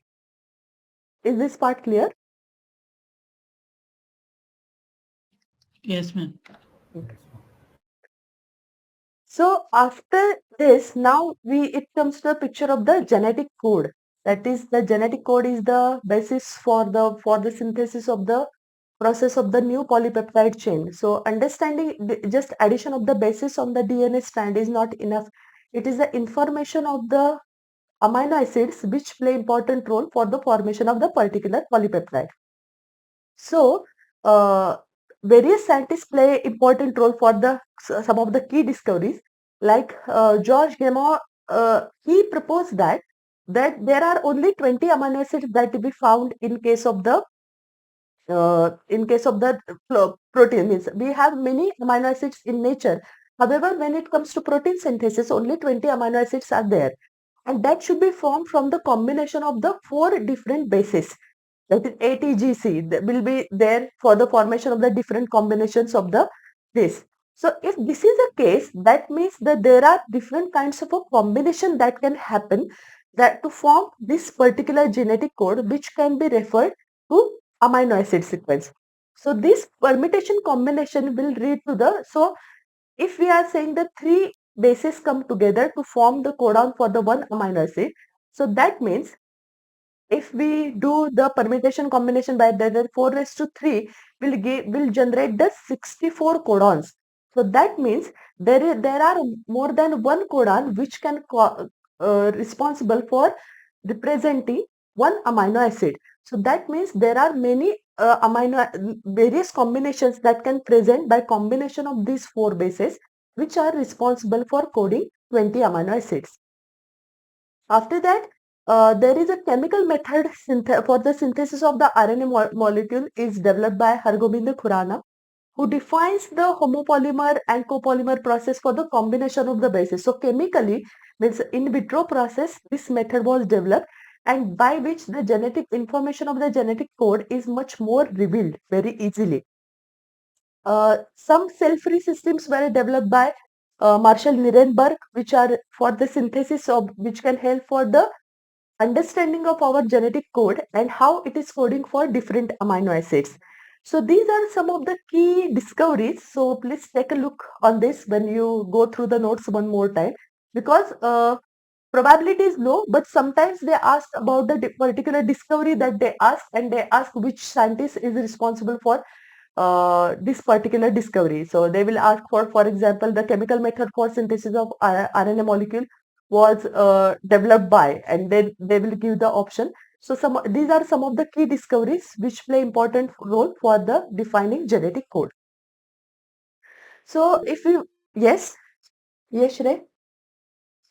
Ma'am, what are codons? Codons are the sequences of the combination of the bases, bases, which are responsible for coding particular amino acid. So these are the sequences which are present on the DNA strand, which will be transcribed into the RNA. So once the RNA will have the triplet, that is the combination of the 3 codons which are responsible for the, this is the sequence which is responsible for coding particular amino acid, which will be eventually added into the polypeptide chain for the synthesis of protein. Okay. Okay. So we'll see about what is genetic core or codon is. So genetic core or codon, when we see the characteristic of the DNA, we now know that there are 64 codons which are possible. That is, these are always present in the triplet. So it's a combination of the 3 bases, or here we are using, I am using the word bases because I am referring to the nitrogen bases. So a combination of ATGC in terms of the triplet will be represented as a genetic code or codon. So these codons are always present in the triplet form. So there are among 64, 61 are coding for a particular amino acid. So in the list you can see that there are different combinations that we can see for the different combination of the amino acids, and by this we can see that there are amongst them the 61 are responsible for coding particular kind of a amino acid. However, there are 3 codes which are not coding for any amino acid, but they play very important role for stopping the process of the translation, that is the polypeptide chain is synthesized now and it should be stopped, which is done by these 3 stop codons. So I don't expect you to remember all 61 codons which code for that, but the stop codon should be remembered that UAA, UAG and UGA are responsible as a stop codon for the termination process of the synthesis of the polypeptide chain. Then some amino acids are coding for more than one codon. So if you can see in case of the uh, phenylalanine, it is coded by two different codons. Then in case of the arginine, it is coded by four different kinds of a codon, which can coding for four different. So that means that codons or the genetic code is degenerated. So that can be generated by the combination of the different things. So same combination can give us the different combinations can give us the same amino acid based on the what combination it is having. So this is called the degeneration of the degeneracy of the genetic code. Then when we want to write the genetic code, we should not use any punctuation. Means if we want to use the code AUG, it should be read in a continuous way without adding any commas in between. So it should be write in a continuous manner. So no punctuations are there. Then the main characteristic that we have to consider that the genetic code is universal. That means the UUU code is coding for phenylalanine in case of the bacteria, in case of the zebra, in case of the monkey, and in case of the human.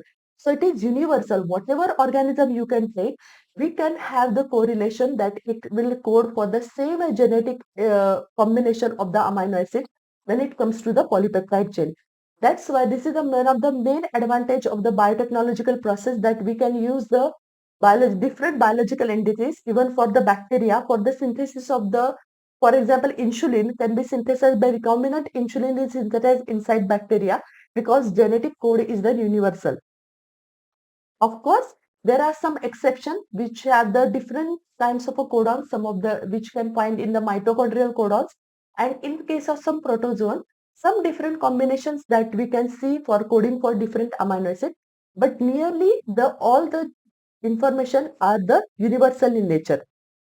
Then another important codon which is responsible for coding AUG, this is a start codon. So to synthesize any polypeptide chain, this is a starting signal that if AUG is there, it is a start codon. That means the polymerase enzyme will understand or the other polymerization process will be understood that yes, this is a starting point from which the translation will be started. If this is at the start point of the mRNA structure, this work as a start codon. However, AUG can fall in between the total mRNA structure. If it is in between, at that time it codes for the methionine. So it has the dual functionality for functioning at both as a start codon and also can code for methionine amino acid. So these are the some of the key features of the genetic code. So even in the table, if you can see the first, we have to make the combination. So that's why the first amino three bases means first amino acid we can say, second amino acids we can say. In the third base, you can see there are various combinations that could be possible. And one more additional information that can add that this third base, it sometimes is not very well connected as that of the other first two ones. So this third base sometimes have the flip-flop in nature. So that means what we call the wobble.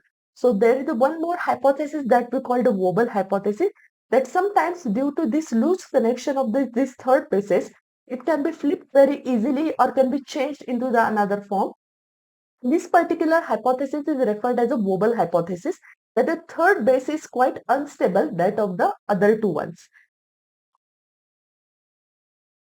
So base, yes, yes, Shrek. Ma'am, why is there no thymine as a base for the codon? Because we are talking about RNA. RNA have uracil instead of thymine, right? Yes, ma'am. Yes, Yes, yes. yes. So that's why we are now talking about, we are now moving from the DNA replication towards the translation process. So that's why it's U, because that is what encoded on the RNA. Now we have to consider the RNA thing. So that's why amino acid are based on the uracil. So once we understand genetic code information, we know there are different kinds of mutations. We have discussed this part in the earlier biomolecules chapter also when it comes to the mutations. There are different kinds of mutation that can happen and at the DNA level. Here we are talking about the DNA level. That sometimes substitutions can happen due to various chemical factors, genetic factors, even for our own genes that we refer as oncogene. Some viruses can play important role for this called oncolytic viruses. Because of this, the changes can happen in the genetic code, which will be eventually reflected for the synthesis of the RNA and eventually reflected on the expression of that particular protein. So that can be divided into broad categories. Substitutions can happen by replacing the whole chunk of the particular codon that can be replaced. Single point mutations cases that we have discussed in case of the sickle cell anemia, that the single point mutation changes the uh, valine from glutamic acid. This kind of a changes can happen, which is the deletion process that can happen. Insertion, additional nucleotides. Just imagine the replication process is so tightly observed by proofread by DNA polymerases. Even after that also, this kind of changes can happen because of the strong carcinogens or the oncolytic things that are present at the DNA level. Also, inversions can also happen. Means even just imagine there will be a sequence of the AGC and it will get inverted. If get inverted, that triplet will be read in the as a different amino acid as its own. So sometimes inversion can also happen, which is the main cause of the changes that can happen into the DNA, which will be eventually may or may not reflect in case of the RNA and even in case of the proteins. So after that, the last part that I want to discuss today is the type of the RNA is a tRNA. So tRNA is a transfer RNA that we have discussed about this, that this is a adapter molecule. So we understand the concept of the adapter. When we have to fix the different kinds of sockets into the one kind of a joint, we don't have the switchboard in a particular type. We use the adapter. So different kinds of switches can get adjusted using that adapter. So similar concept we can use for the tRNA. So when it comes to tRNA, we know that the RNA have a single stranded, right? But tRNA have a very particular kind of a structure that is usually we referred it more as a clover leaf like a model. So just consider this as a 4-leaf or the 3-leaf structure. So 3 arms will be there. So different kind of a looped structure. It has the presence of the anticodon. So anticodon is a structure or the codon which is the opposite or the complementary to the codon. So codon is present on the mRNA in terms of the triplet. So let's assume the AUG is a one codon. Then there will be the RNA which tRNA which will be carrying the information of UCA which is complementary to this particular codon.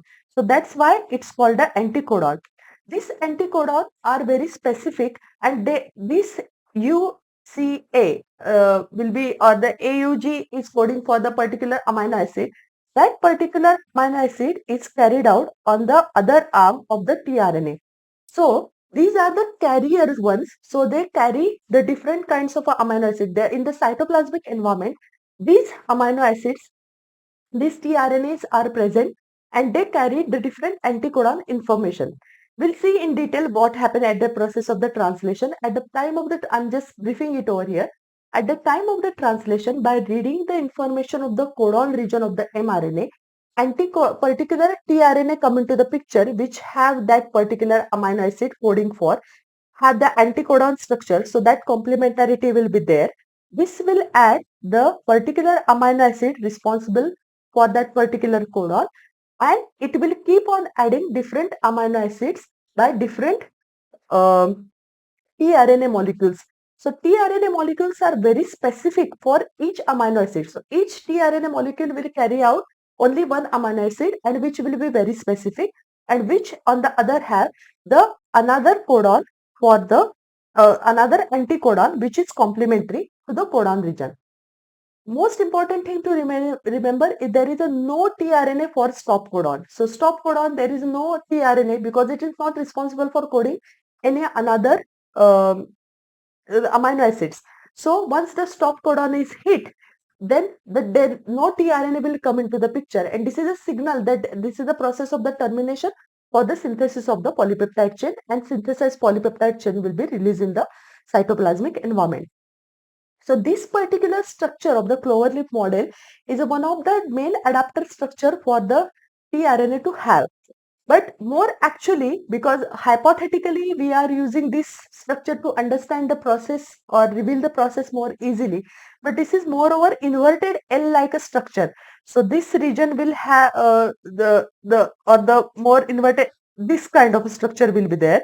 So anticodon will be there, and the amino acid will be present at this end. So this inverted L structure will be responsible for in actuality, but to reveal it more easily, this kind of a structure will be more easy for us to understand what tRNA molecule is doing.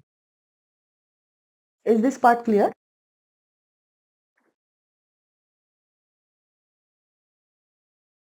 Ma'am, what are the functions of this D loop, T loop, variable arm? No, this is for the structural understanding. They don't have any means in terms of the functionality. This is a just looped structure. So this is a single stranded which turns at a hairpin like a model. So for the sake of understanding of these structures, these D T loops are named based on the presence of the amino acids, mean left arm, right arm, based on that. And sometimes there is a one additional bulge can be there. So that will be variable arm or T arm. But moreover, this is just folding that is present in the RNA structure more than a functionality. So this is for this. So that's why I'm saying the cloverleaf model is moreover what we say a hypothetical model that is present. In actuality, it more looks like a inverted L type. So just imagine this is inverted L type structure which is present.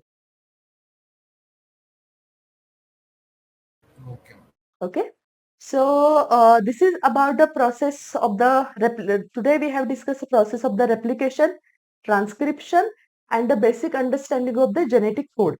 So in the third lecture, we will discuss about complete this chapter by discussing the various aspects of the process of the translation and more deep understanding of the concept of the operon where the regulatory things come into the question.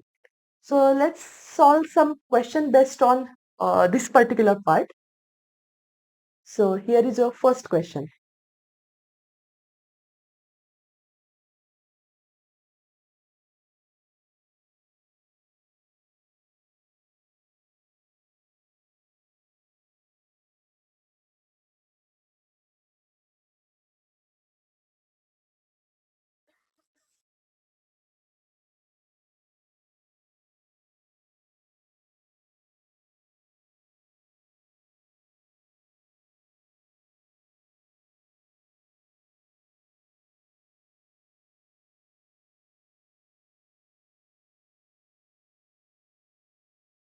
Ma'am, option C. Option C, Divya is saying option A. Okay, No, option C. option C. Okay, so we are talking about Okazaki fragment synthesis. That means these are fragmented structure which are which are lagging strand. Firstly, first understanding is that.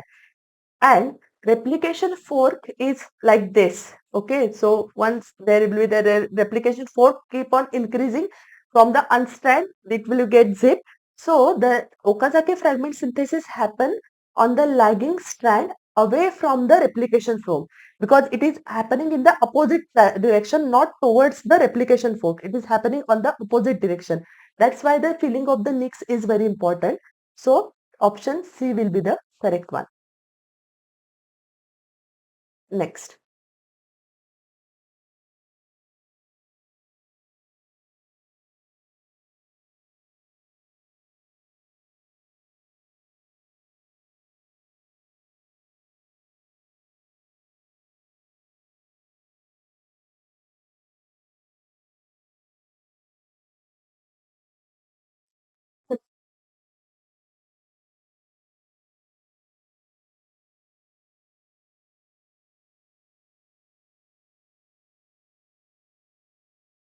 Option D, rRNA.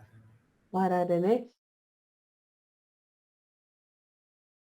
Yes, that is correct. rRNA is the most abundant form of the RNA which is found in the animal cells.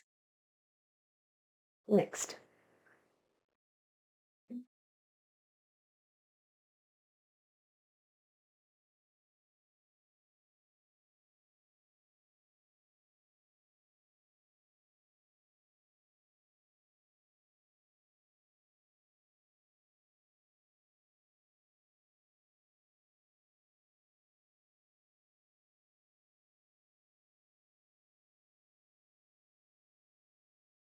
A, template strand. Template strand. Dia is also saying template strand. Yes, the transcription process is catalyzed on the template strand itself. Correct. Next.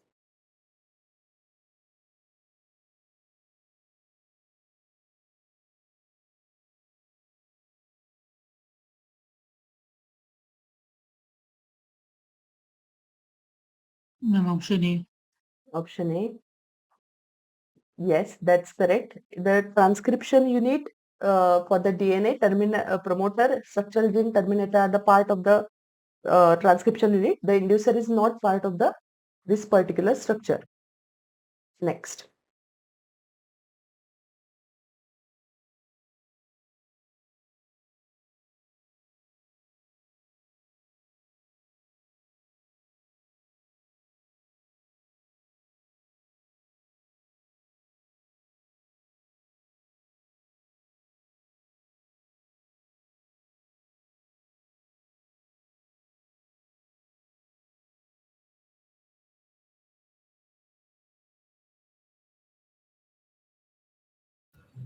T.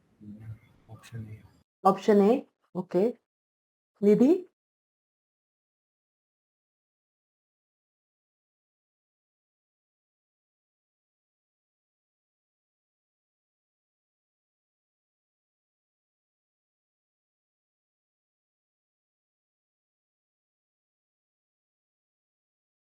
Nidhi, are you there?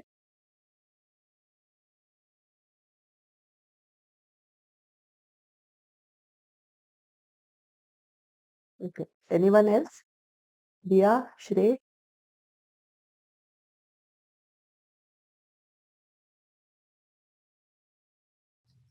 Option B. Option B, hnRNA. hnRNA. Okay. So RNA polymerase 3 is responsible for the transcription of the tRNA. So option A is the correct. hnRNA, mRNA process will be hampered if RNA polymerase 1 is removed. And RNA polymerase 2 is responsible for the synthesis of the rRNA. So for the polymerase 3, tRNA process will be affected. Next.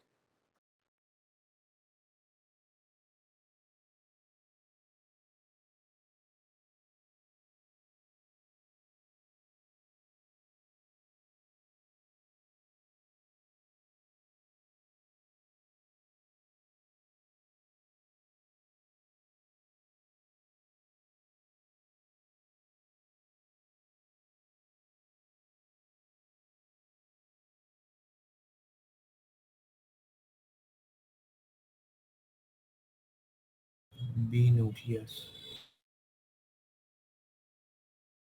Okay.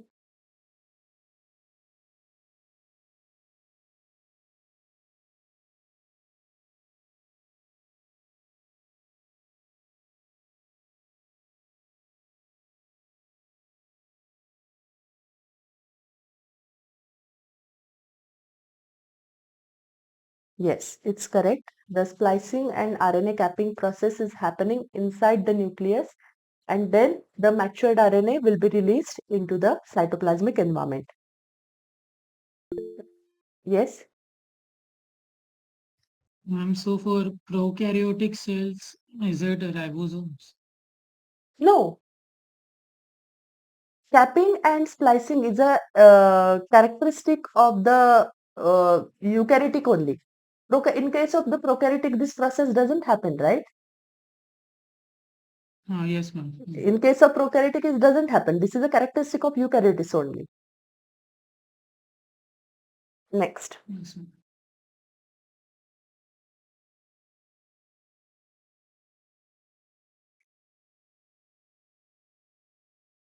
We are saying A. Yes, A is the correct answer. Meselson-Stahl's experiment is experimental proof of the semi-conservative replication, which was done using Escherichia coli. Next.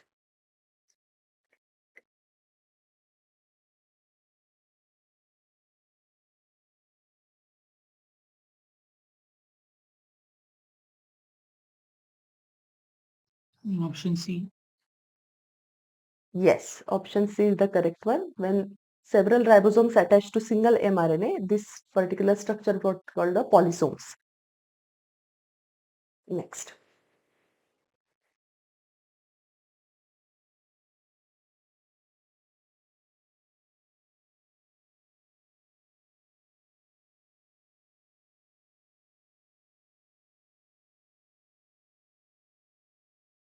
Option A. Option A, frame shift. Okay. Anyone?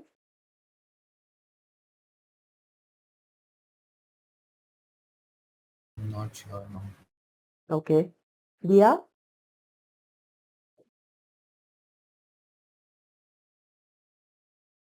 Excuse me, Okay. ma'am. Yes, Nidhi? Ma'am, isn't this point shift mutation? Yes, it is point. This is point mutation. Ma'am, then how is it in any of these options? Yes, because I have already discussed this part. Ma'am, what's the answer? I didn't understand. Okay. So here we are talking about this is the point mutation. So this is definitely not frame shift mutation, Shrey. In case of the frame shift mutation, complete frame will be changing because of the insertion deletion that can happen anywhere. Moreover, when adenine is replaced by guanine, so here purine is adenine, guanine both are purines, right? So here purine is replacing purine. So such kind of a point mutation we referred as a transition kind of a point mutation.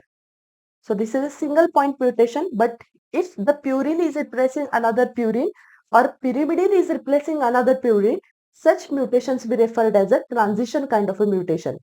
If in the point mutation, if a purine is replacing pyrimidine or the pyrimidine is replacing purine, such kind of a mutations we refer to as a transversion kind of a mutation. I have discussed this part when we talk about the biomolecules chapter. Even you can check in the notes. I have already enlisted that.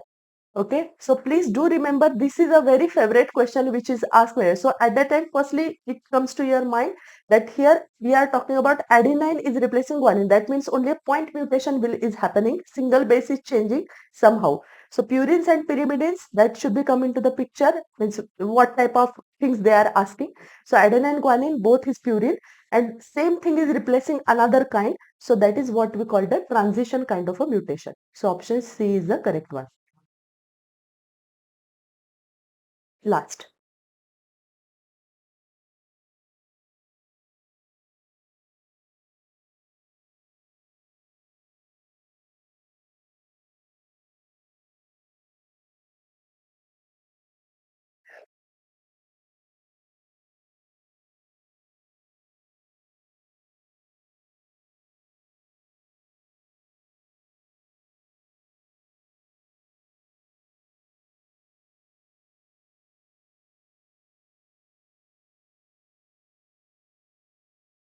Option A. Option A.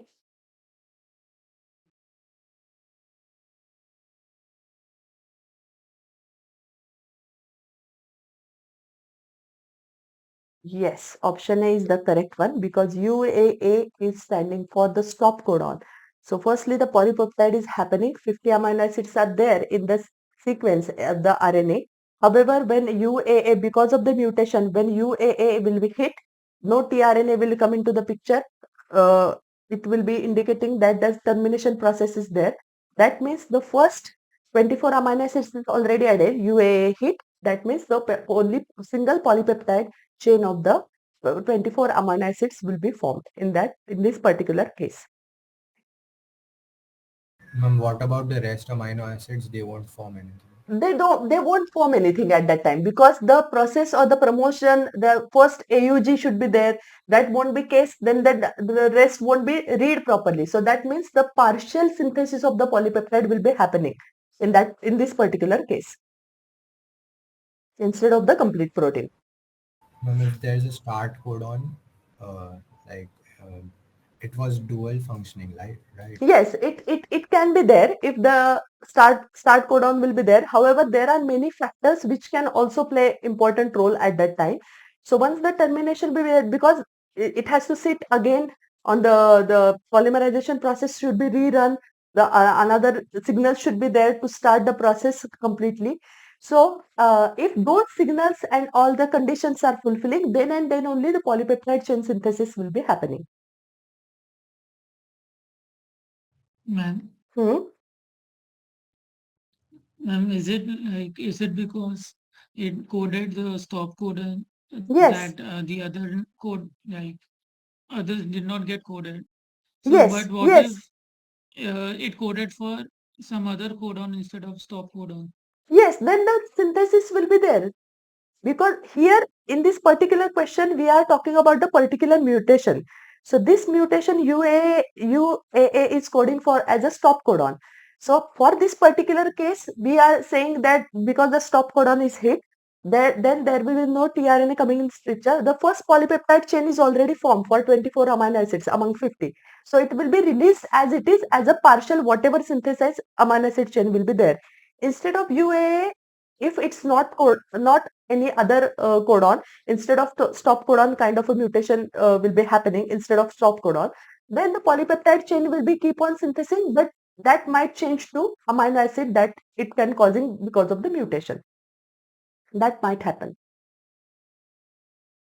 Okay, ma'am. Okay. So this is the last part from the central dogma of molecular biology, that is the process of translation. So process of translation is nothing but the process of the formation of the polypeptide chain, that is from the by joining the amino acids together. That is nothing but the polymerization of the amino acids. So now RNAs are different types of RNA are produced in the nucleus of the cellular system, and now they are coming out in the cytoplasm. So there is various other machineries which are required for the polymerization process of the amino acids, which includes firstly the most important will be the mRNA, which have the sequence required for the how amino acids will be added into that particular polypeptide chain. So mRNA decides the order of the amino acids which will be incorporated into that particular protein chain. The second important machinery part will be the tRNA, that is the transfer RNA, because tRNAs are the one who brings the particular amino acids which encoded already on the mRNA. So anticodon will be make the complementary base association with it, and the particular amino acid will be incorporated into the polypeptide chain. When protein synthesis is not happening, at that time everything is not, the tRNAs will be already in the cytoplasmic environment, amino acids are there, however they are not linked together. So once there is a requirement that the required mRNA is coming into the cytoplasm and the synthesis should be started for the proteins to be form the polypeptide chain, at that time firstly the charging process for the tRNA is required. So what it includes, so tRNA charging means nothing but the when amino acids activated in presence of the ATP. So this is energy dependent process, so ATP plays important role for the charging process.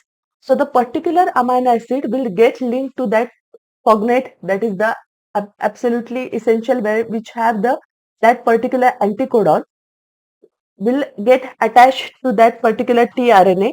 This attachment process of the formation of the charged tRNA, which is ready for incorporating into the process of the polypeptide chain formation, is nothing but called as a charging of tRNA or amino acetylation of the tRNA. And third most important part is the ribosome. So ribosomes are the cellular factories where the all the synthesis of the protein taking place. So we have already discussed about the structure of the ribosomes when we discuss about the biomolecules chapter. So Ribosomes are made up of the two parts. First is a small subunit and another is a large subunit. So each subunit will consist of the different structural RNAs, which are rRNAs, ribosomal RNAs, and second is the different types of the proteins it has. So prokaryotic and eukaryotic ribosome structure is a bit different in terms of the composition. We have already discussed, so I am just briefing it over here.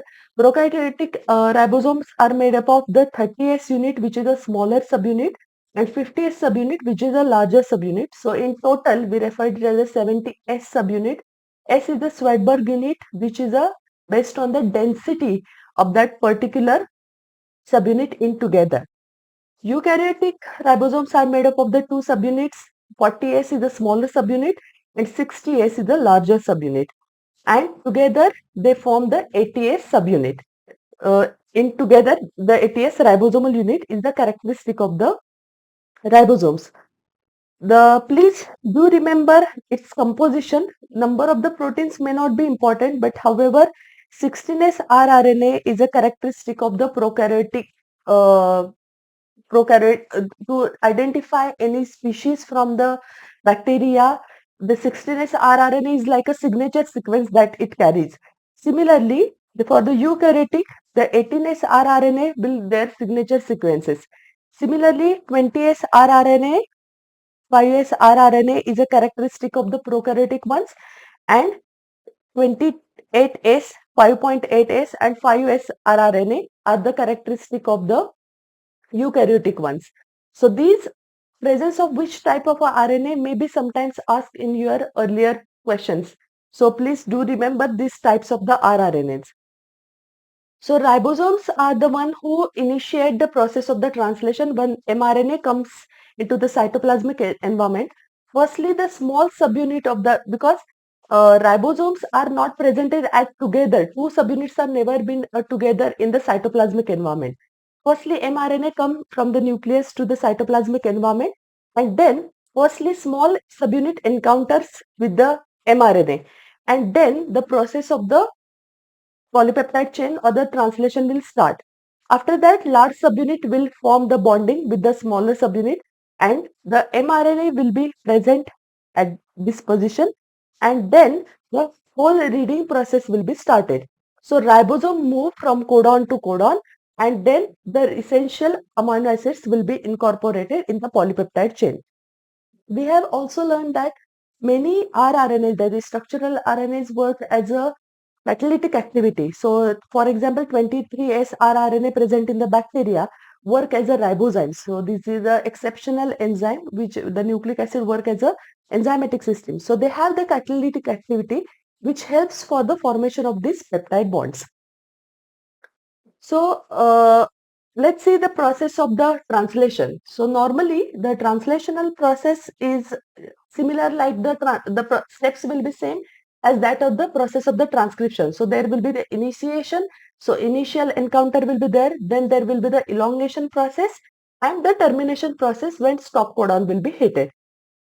Along with the mRNA sequences, they have some additional sequences which referred as the untranslated regions, UTRs. These are the short form that we use for this untranslated regions. So similar, like in case of the genome, we have some of the regions which are not transcribed into the RNA. Similarly, on mRNAs, there are some additional sequences which are not translated in terms of the protein. So they might be present in at the 5' end, means before start codon they might be there, or at the end of the 3' end, after stop codon, they might be, these untranslated regions might be there. But they, more than the functionality, they are very much essential for the efficient translational process. So let's see what happened at each stage. So we know that the start codon is AUG. Protein synthesis always started with the AUG. Once on the mRNA sequences, the ribosome will encounter, the smaller subunit will encounter with the mRNA, and AUG codon will be detected. After that, firstly, in the cytoplasmic environment, all the charged tRNAs are now ready. So firstly, the anticodon containing UAC, that is the initiator, tRNA will come into the picture, and then it brings its amino acid along with it. It leaves from that surface. After that, ribosomes start to move from one codon to another codon. So here, ribosome is moving from one place to another place, not involving any other processes. So the catalytic activity and recognition process is done by the different codons. So after that, the elongation process will start. The next codon will be read by the ribosomal subunit, and based on that particular codon, the anticodon which is present on the tRNA, which is encoding particular amino acid, will come into the picture, and one by one the amino acids will be added into the polypeptide chain, and chain will start to increase like that. After that, once the stop codon will be detected, no tRNA will be there. It will come into the picture because there is no particular tRNA associated with the stop codon. So this is the signal, and releasing factors like a protein will come into the picture. They will help give the signal. Now the polypeptide is completed and it should be released into the environment. So cytoplasmic environment polypeptide is released into the environment, and two subunits of the ribosome will be released from that particular mRNA. This is the standard process of the translation, what it carries out for the formation of the complete polypeptide chain. Is this part clear? Yes. So now we have learned about all the different processes that can happen into the cellular environment which are conducted genetically. Now the second important part is the regulation of the gene expression, because as we know, based on the environmental condition, need of the cellular environment, some genes or some proteins should be expressed and some should not be expressed. So this should be regulated by the various ways which is happening at the different level in case of the eukaryotic cell. So in case of the eukaryotic cell, this can happen at the transcriptional level. So the formation of the mRNA itself is controlled. Means if the required the mRNA will be transcribed, or it won't be transcribed based on the need of that particular transcript. Or at the processing level, because we know that the nascent mRNA formed is not is inactivated in form. So this whether it is required to form that particular protein, based on that, if the nascent RNA is formed, it is not functional. So its splicing can be regulated, or its transportation from the nucleus to the cytoplasm, that can also be regulated. And the translation, and the last level of the control is the translational level. So whether it should be the formed mRNA should be translated in terms of the protein. So at these various checkpoints, based on the need of the cellular environment, the different genes are expressed or not is regulated. So this regulation is based on the metabolic, physiological or environmental condition for that particular cell. And this regulation is carried out by different regulatory proteins. So they can be either work as a positive way or negative way. So when we say positive way, the regulators there are some proteins which work as an activator. So they activate the particular region and signals that yes, this protein is required in that particular condition, and the proteins will be expressed as per need. Or they can be negatively regulate. So the particular gene is not need to be expressed. At that time, they work as a repressor. So they repress the expression of that particular gene, and it prevents the formation of the polypeptide chain, or the protein synthesis itself will be regulated. In case of the prokaryotic cell, this particular thing happen in a cascade of the event. So this particular system where the different clusters of the gene are transcribed together and form the single mRNA. So when we talk about the cistronic structure or the gene cistronic structure, we learn that the prokaryotic cells have the polycistronic structure. That means single mRNA can encode multiple proteins. This particular kind of a structure is a characteristic of the prokaryotic environment, and such cluster together what we call as a operon. So this is the operon structure which encodes the multiple proteins. So based on the need of that expression of the particular genes, there is a specific operator system is there.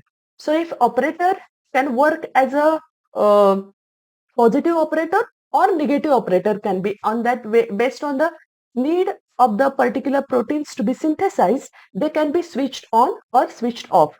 So this operator is nothing but this is a genetic sequence which allows proteins to be attached to the transcript to work to regulate the activity of the promoter.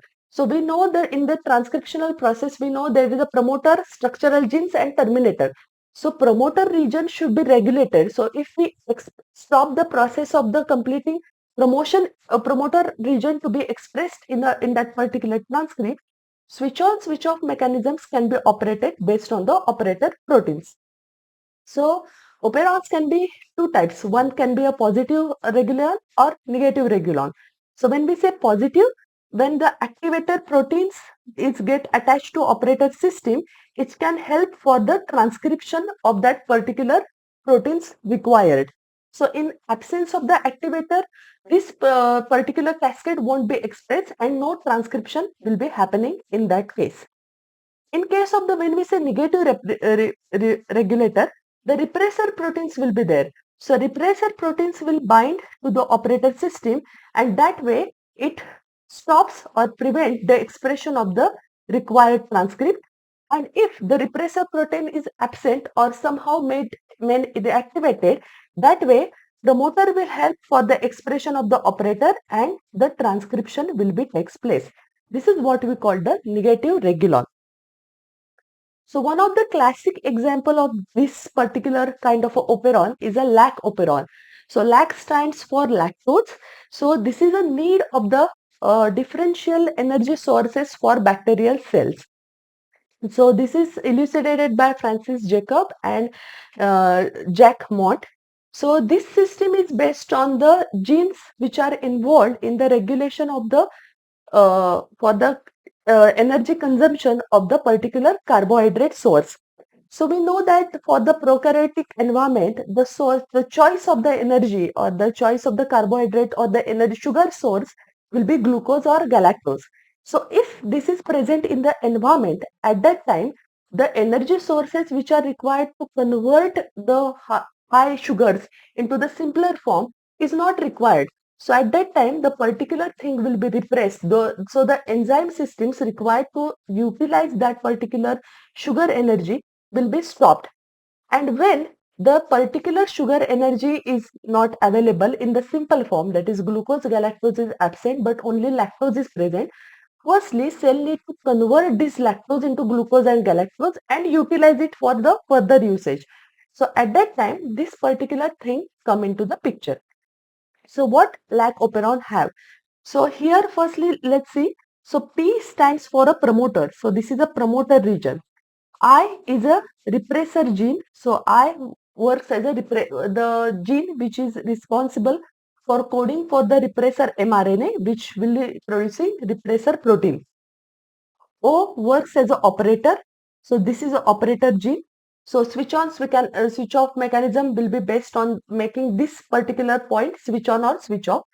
And then there are three structural genes Z, Y and A. Z codes for the enzymes called the beta galactosidase.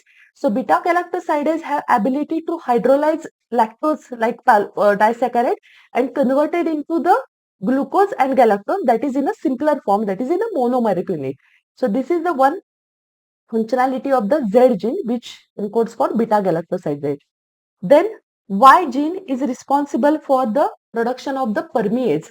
So permease is the enzyme which increases permeability of the cell for the beta galactosidase to secrete it outside because galactose is present outside the cellular environment. So firstly, the permease should percolate and increase the permeability for the beta galactosidase to go outside, degrade it and then again transport everything inside. And A gene is responsible for the trans-acetylase.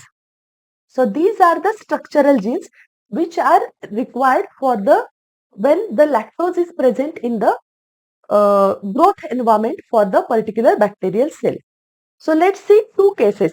When the normal cellular environment is there and bacteria have glucose or galactose as its growth material available into the growth system, if there. So at that time, the enzyme system required for the production of the lactose degrading enzyme is not required because lactose is not present itself inside the cellular environment.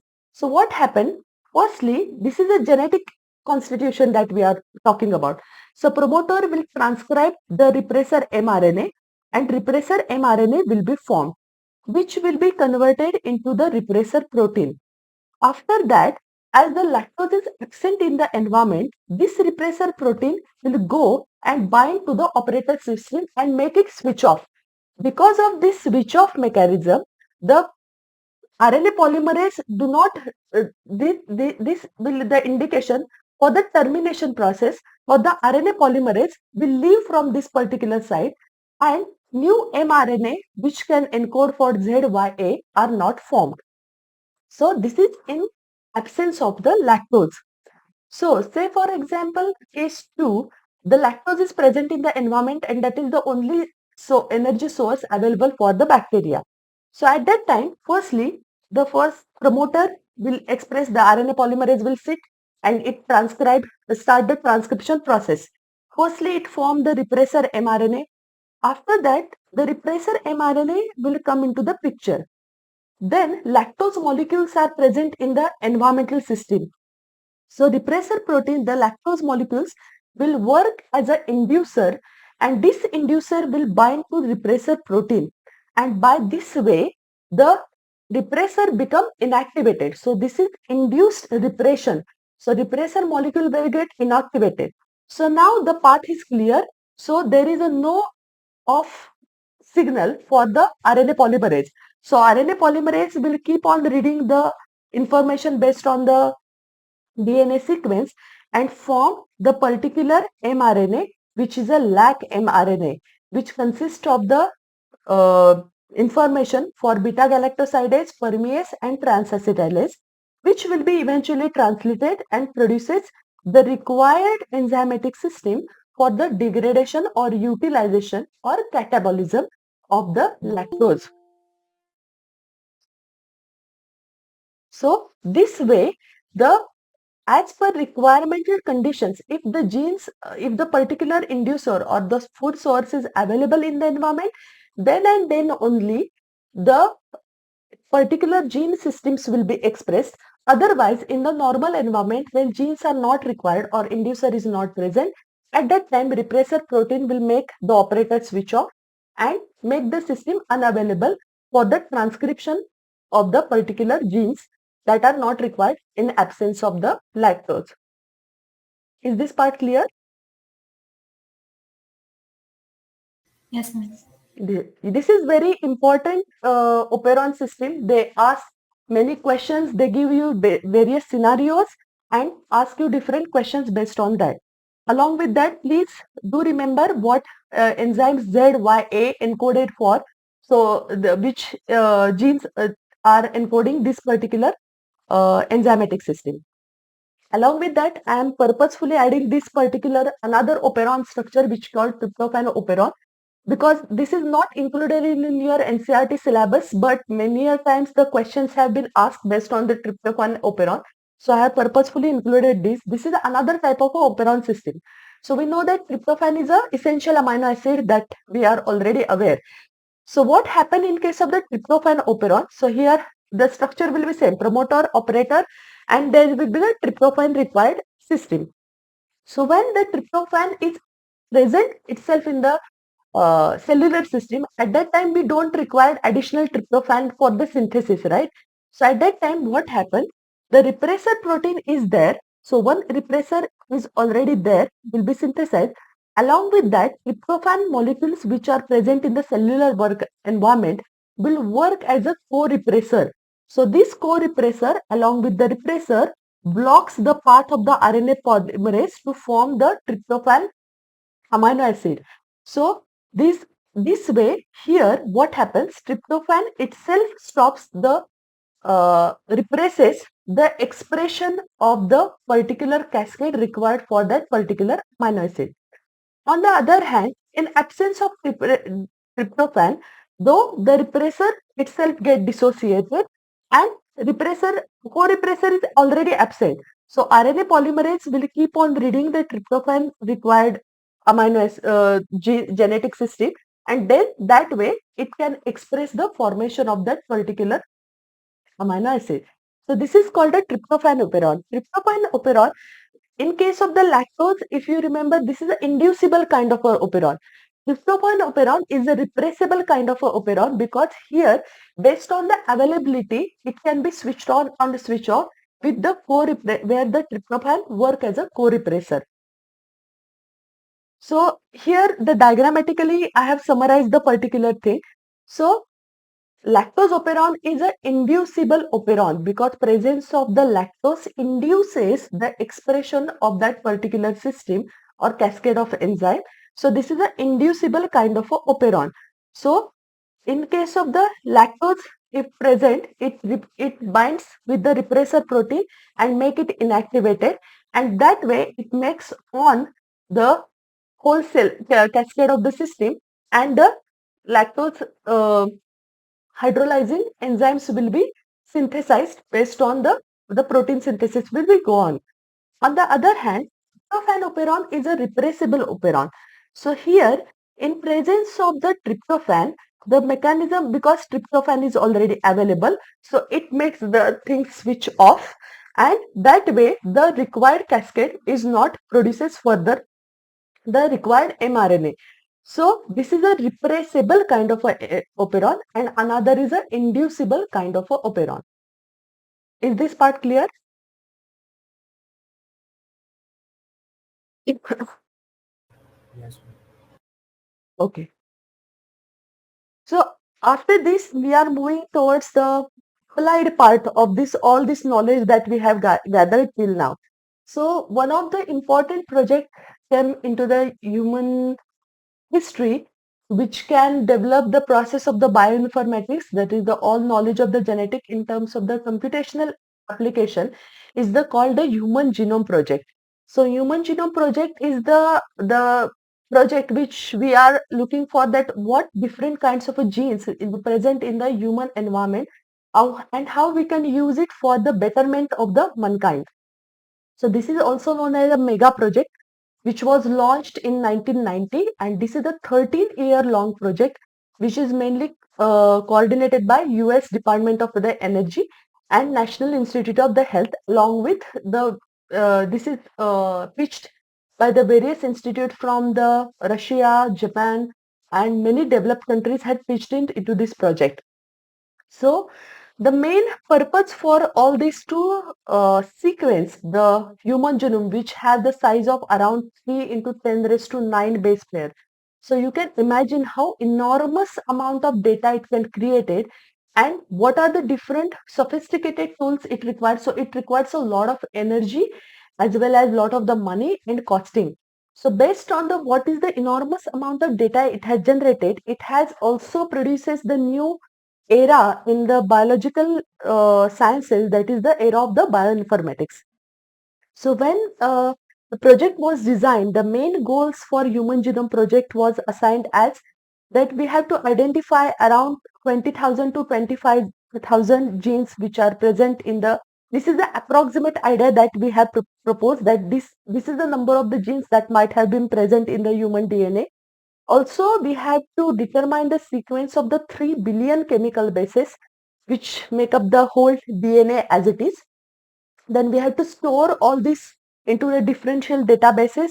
Also, not only just storing of the information is not enough, we have to analyze it. So the analysis is also important. Then whatever knowledge we are getting, we have to transfer this knowledge to the effective companies such as the industries or the medical environment, wherever it can be proved in a more applied fashion. And also this can have more angles such as the ethical, legal, social issues, because people can misuse this information very easily. So this has to be various checkpoints to get accessibility of this data. This was the main focus for the Human Genome Project. So two main approaches were used to make this data available. So approach one was the express sequence stacks. That is nothing but we have to find out the genes which can be expressed in terms of the RNA, because that way they can be expressed in terms of the proteins, and that way they can have the more effect on the its expression, and that can have effect on the behavioral pattern, the metabolic pattern, the genetic constitution, various secondary metabolite production, or anything that we can comes into the picture that can be expressed in terms of the RNA. So that was the one approach that has been used. Second approach that has been used, irrespective of the coding or non-coding sequences, it will sequence the whole genome as its own, and then eventually we will, using the database analysis, we will assign the sequences and determine its functionality. This was the main two approaches used for the human genome project. So firstly, what they have done, they isolated total DNA from the person. After that, it has been randomly fragmented. That is the short, because human genome is very long genome that we have already know. It is around, in the single cellular environment, it is around 2.2 meters. So it has been randomly fragmented using the restriction enzymes. Then it has been cloned into the suitable vectors, differential vectors, and then using the sequencer, high throughput sequencers, the genomic information is sequenced, and then it is aligned into the differential patches to build up the databases as its own. So after 13 years of data that has been gathered, few of the main features that what people has found from the Human Genome Project is that the human genome contains 3,164.7 million base pairs. This is what people has understood. After that, around average gene, means if we average out the gene size, that will be around 300 base pairs. However, from the gene to gene, it varies.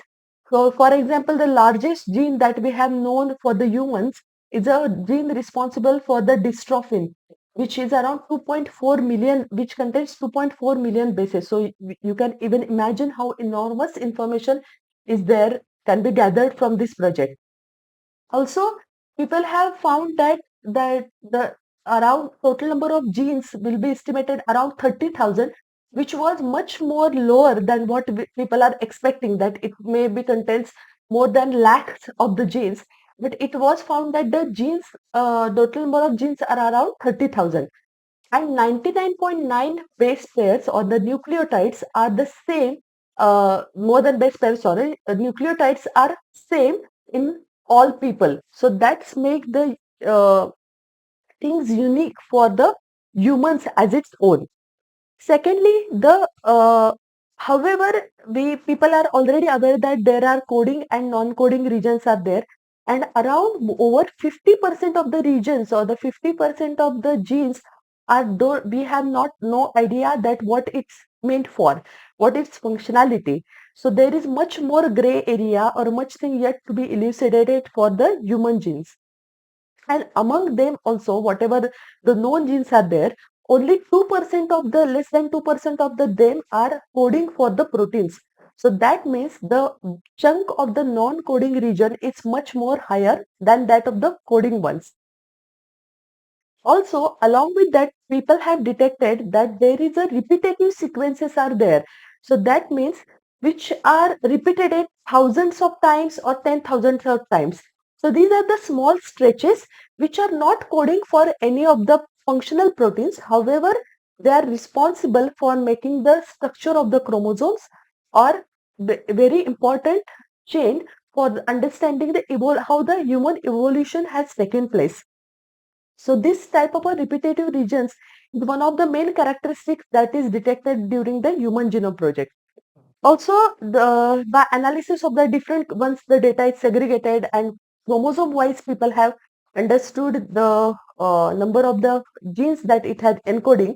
The chromosome 1 have the most number of the genes, which will be 2,968, and Y chromosome is the smallest chromosome, which have the fewest number of the gene, which is around 231. Also, along with the repetitive regions, scientists also identified that there are some small single nucleotide bases which have been different in differential way. So there are 1.4 million locations people has found there is a single base pair differentiation is there. This SNP is short form of single nucleotide um, polymorphism is also referred as SNPs, which is one of the for another important information has people has shaped because these SNPs play important role for the disease associated sequences, and also human history and human evolution can be traced based on these single nucleotide base changes. So these are the some of the important discoveries of the Human Genome Project. However, when we talk about if we want to compare, say my sequence with one of yours and find out what are the differences or are we related in some or other way, at that time we cannot do the whole genome sequencing, right? Because it will take a lot of time, it requires a lot of energy, and we have to align accuracy, we have to use various other sophisticated softwares to understand it. So what is the most simpler way to do this? So the way we are saying every human have the unique fingerprinting, similarly every DNA sequences have the some uniqueness in it for each individual. So such particular sequences we refer them as the technique to elucidate this particular uh, DNA stretches is called the DNA fingerprinting. So this is much quicker mechanism to compare DNA sequences between any two individuals. So what it is what form the basis of the DNA fingerprinting? These are these repetitive sequences that scientists have detected in human DNA. So these repetitive DNA sequences are quite unique for each person, and the pattern of these repetitive sequences can give the meaningful way to differentiate between the two individuals. So these repetitive sequences are bulk in nature. So they are bulk in the format. So if we do the density gradient centrifugation, we can easily differentiate the small stretches of the DNA from the bulk other DNA. So based on the peaks that can be available from the centrifugation processes that we now use for the ultracentrifugation, we can get the differential peak and we can easily differentiate that part from the rest of the bulk DNA.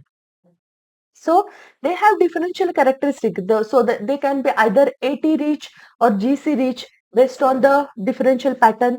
Their length might be varied from the very few base pair to few kilobases.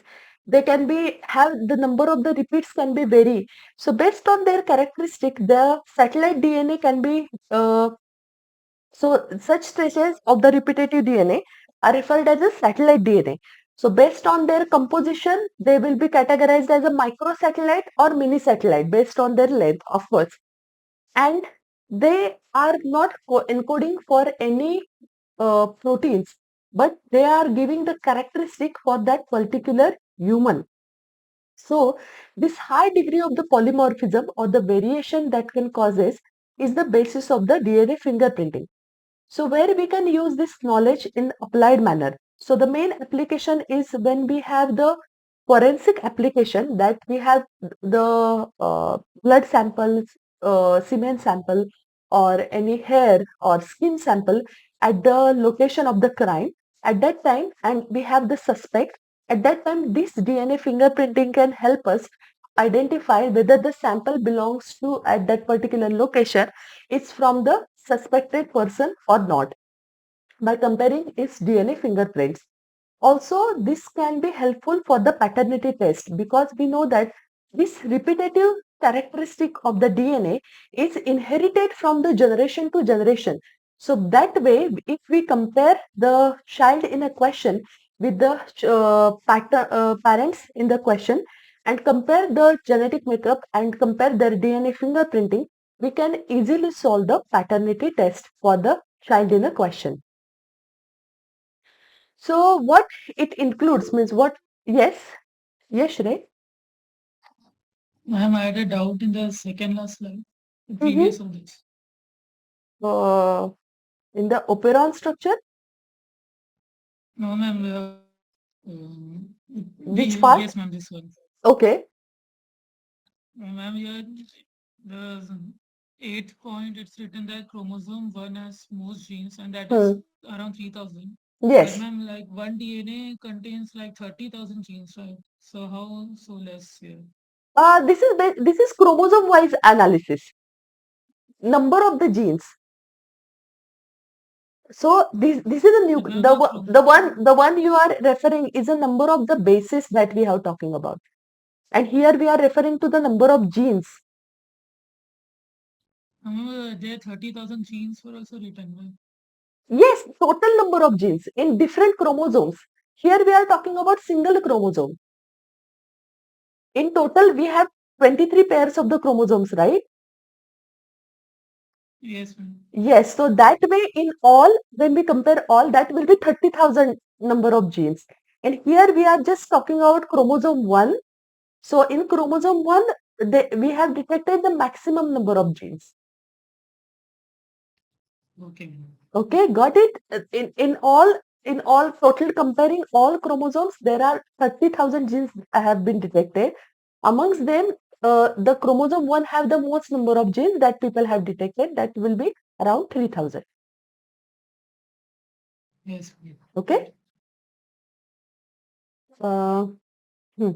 So in case of DNA fingerprinting, what plays important role is a polymorphism in DNA sequences. So polymorphism is nothing but a variation which have been arises. So this variation might be caused because of the mutations which might have been slowly incorporated over the generations, and over the generations means that is not have to be passed from the one generation to the next. This is the accumulated change that has been passed from the generations to the generations.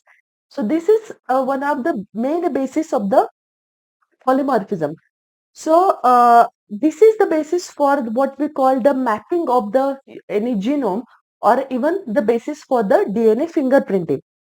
So these mutations can be observed in total population with the high frequency. At that time, we referred it as a DNA polymorphism, which is a basis for the variation happening in the different populations. So, but this variation is happening in the non-coding region of the DNA, right? So that because repetitive region is where these mutations are happening, and they are not coding for any particular proteins. So that way, because though the mutations are happening and pass it on from generation to generation, they are not affecting individual's capacity for the reproduction because they are not coding for any protein. However, they are giving particular characteristic for the particular species, and those changes have been accumulated over the generation to make that particular species a characteristic that they have.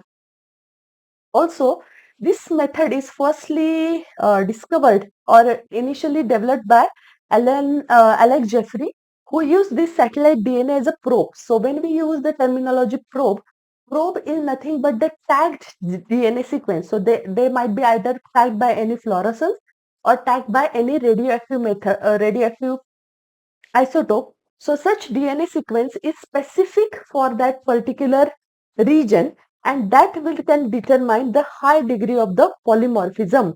So this high degree of polymorphism is referred as a variable number of tandem repeats, that is VNTR, stands for variable number of tandem repeats.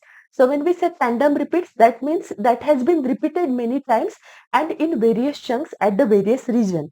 So Alex Jeffrey has used this particular method for using this probe to do the DNA fingerprinting for two different individuals.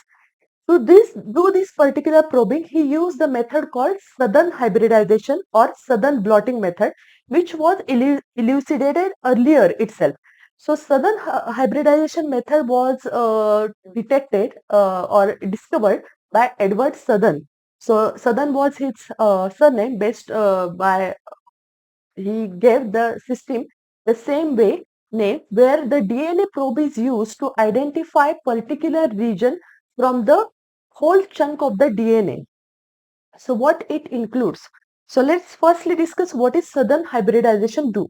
So we have the genomic DNA as its own from a particular person. So firstly, what we had to do Southern hybridization using restriction endonuclease. Restriction endonucleases are the enzymes which work as a molecular scissors.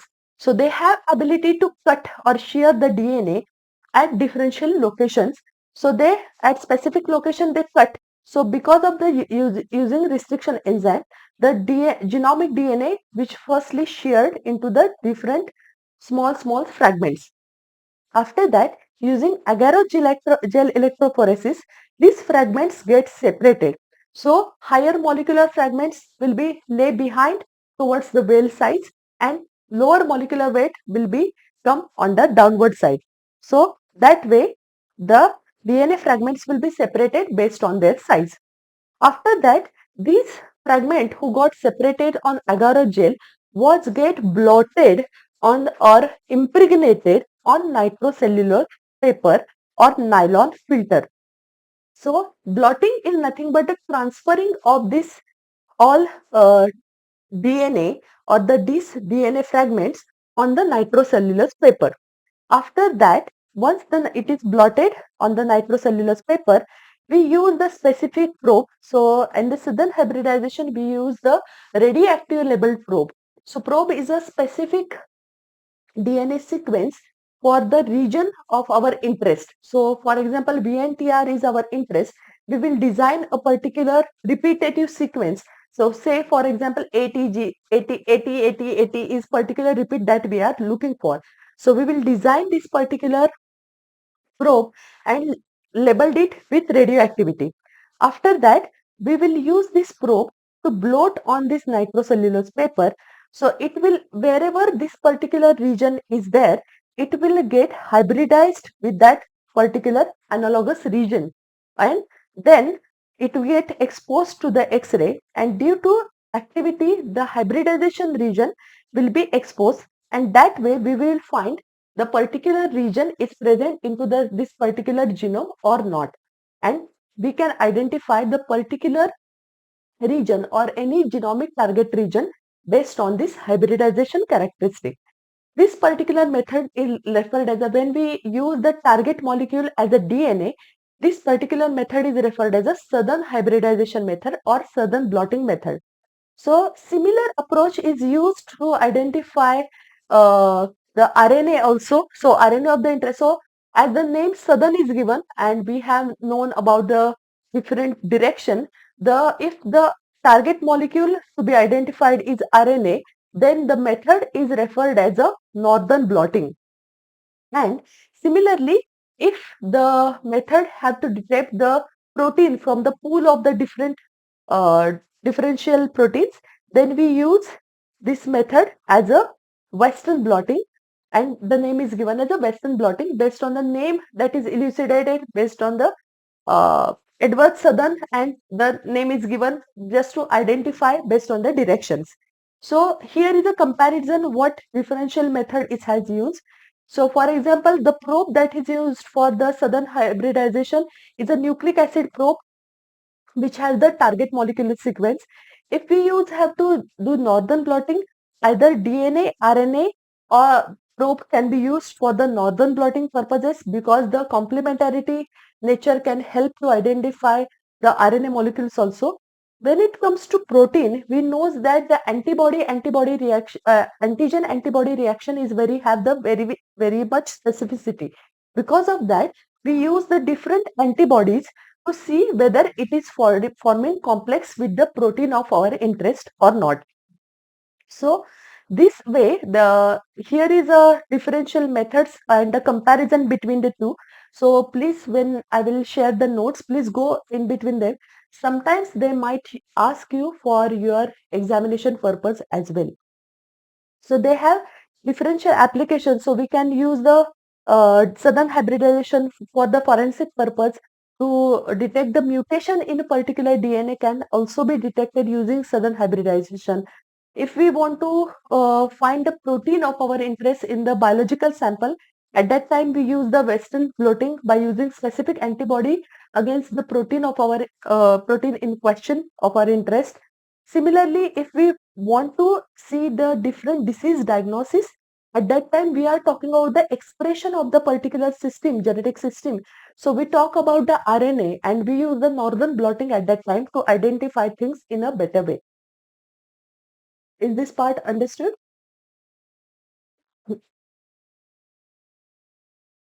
Any questions?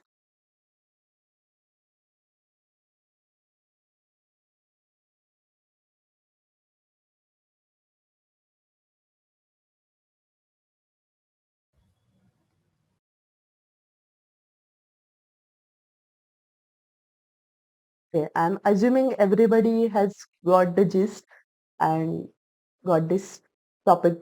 So please go through the notes one more time and you will understand things in a better way. So that's it for now. We have completed the whole molecular basis of inheritance chapter. So we will solve some questions that we have learned into this particular part. I will also share homework and we will have test on this entire chapter on coming Saturday. Okay, so let's solve some questions based on the topic that we have covered today. Oh, so before that, so sorry, the last part is remaining.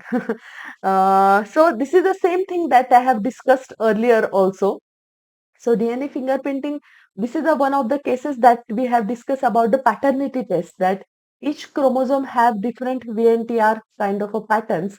So we will see based on the agar gel electrophoresis and check the at the paternity test or the at the crime scene we can check with a particular pattern is matching with somebody or not, and if there is a differentiation in between there. So this particular thing can be performed even getting the DNA from the single cell also. So this is a very much power of that particular system, blotting system have, or the BNTR have that power that even we are getting the smallest amount of the DNA, we can use this particular thing. Now, by understanding the technical advancements such as using PCR, we can amplify the gene of our interest using the different probes, and we can get many copies of the same, and then use this particular thing for to understand things in a better way. So this particular VNTR kind of a fingerprinting is differential from individual to individual. One of the classic exception is if there is an identical twins. So we know that there is identical or non-identical twins. So if the twins are arises from the single zygote, that is a monozygotic, at that time they have exactly same kind of a DNA fingerprinting fingerprints that of the each other.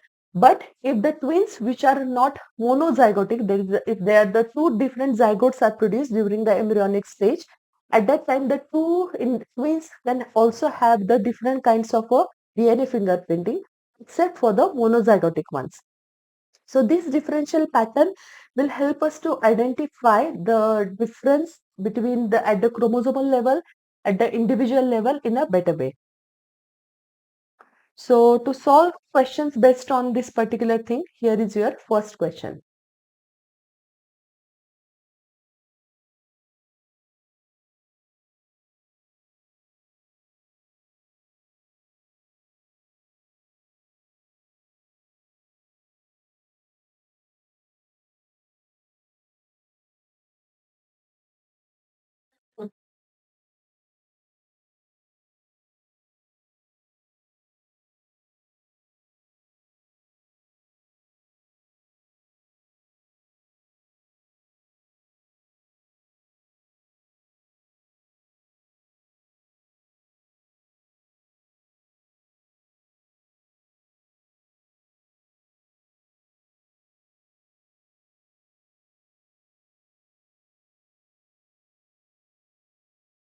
Option A or C.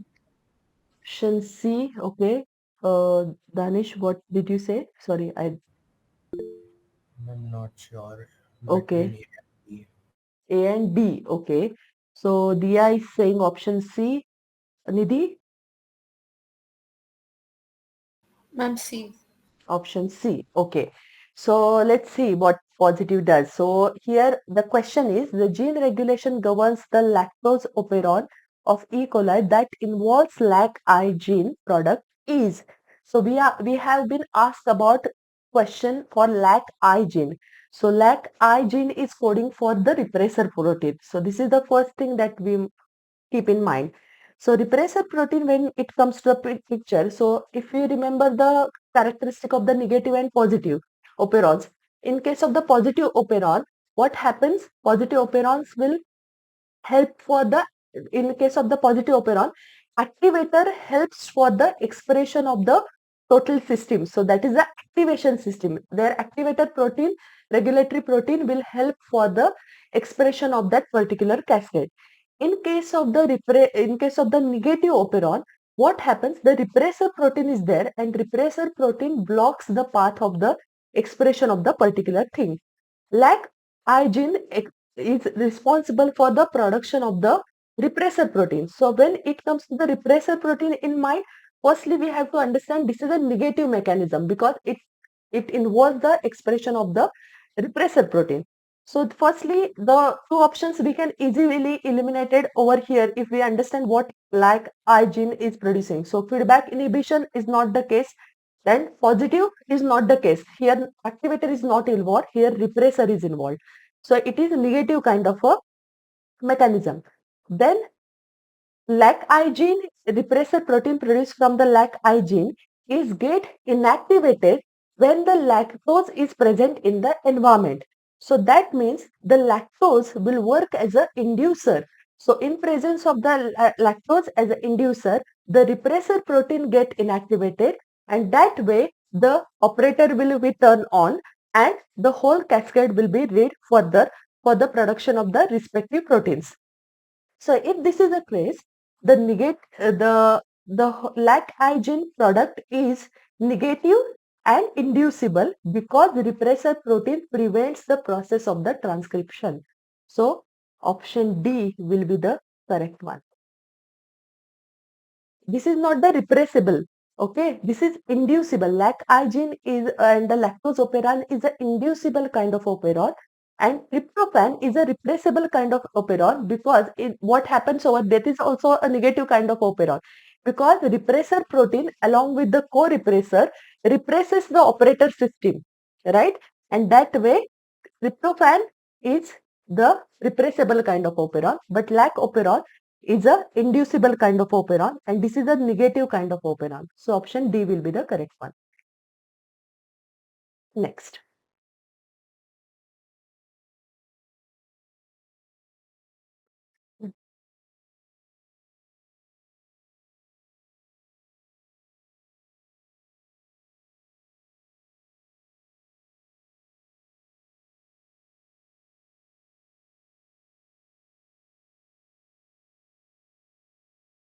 Option A.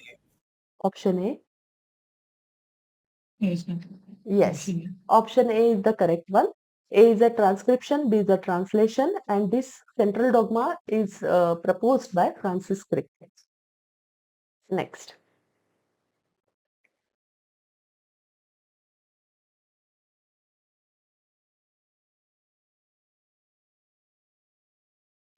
Ma'am, is it option C?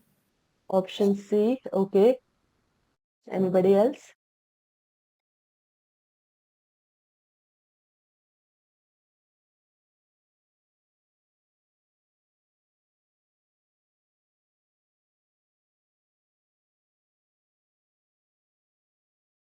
So satellite RNAs are present in some of the plant viruses. So option D is the correct one. Bacteriophages are not the correct option. So if you can eliminate this very easily because bacteriophages are the double-stranded DNA viruses. And prions are the one which are the disease-causing proteins. So definitely not part of the satellite RNA. Viroids are the small uh, infectious RNAs that can can cause the infection. So can we get confused between viroids or plant viruses? But satellite RNAs are the characteristic. They are the parasites of the some plant viruses which have the disease-causing ability. For satellite RNAs, they can depend on their host viruses as their replication mechanism and do encapsulation. They are responsible for producing various infectious proteins also. So satellite RNAs are the part of the some of the plant viruses. Next.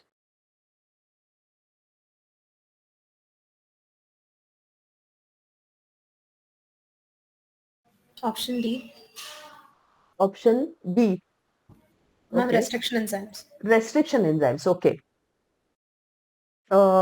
Dia is saying option B. Okay.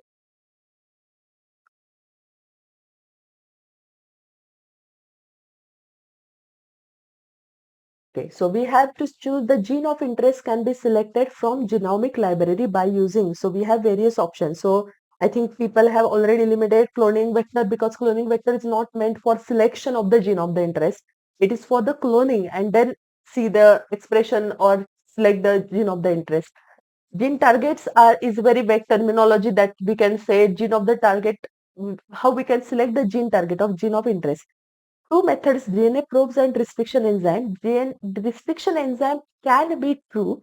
However, when we are talking about a genomic library, so enormous genetic data is already available. So restriction site is the one which gives the specificity for the restriction enzyme. So if we don't know the gene of interest is cloned somewhere or anywhere, how can we use the restriction enzyme to cut the genetic library and select the gene that part?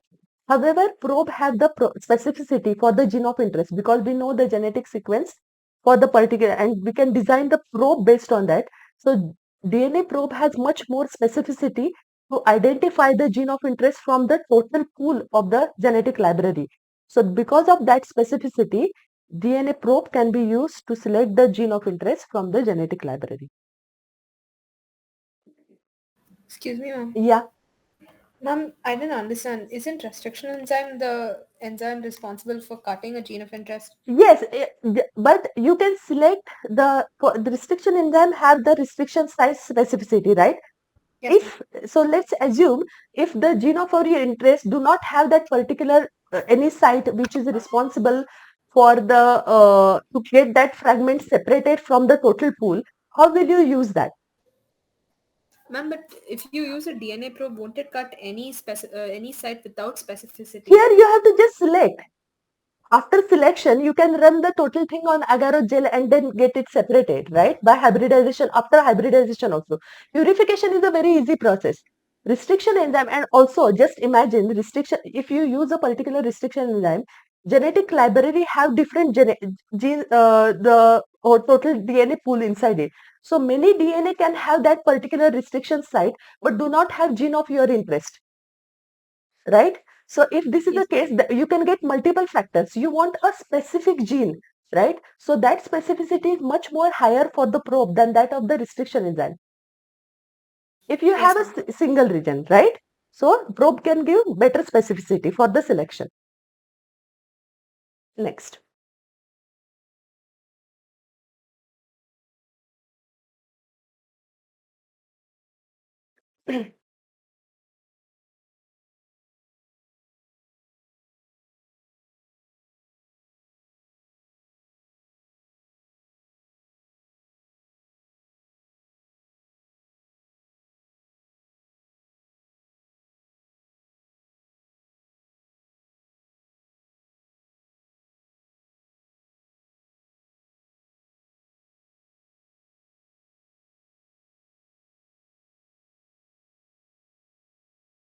Two and four. 2 and 4. Okay. So 2 and 4 means option C, right? Yes. Okay. All are agreed?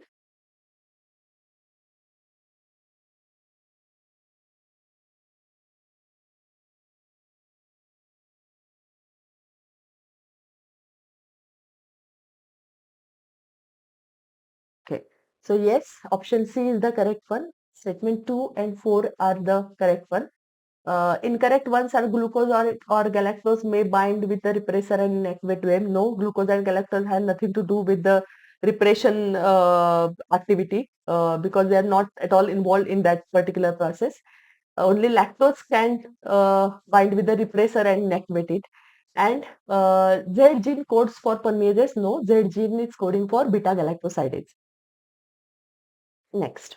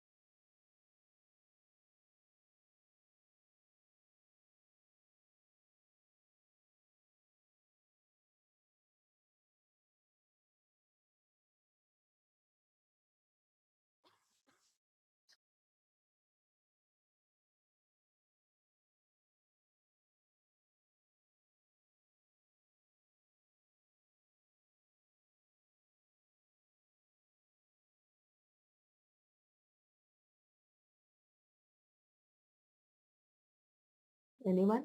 Option D. Option D, Option B. option B. Okay.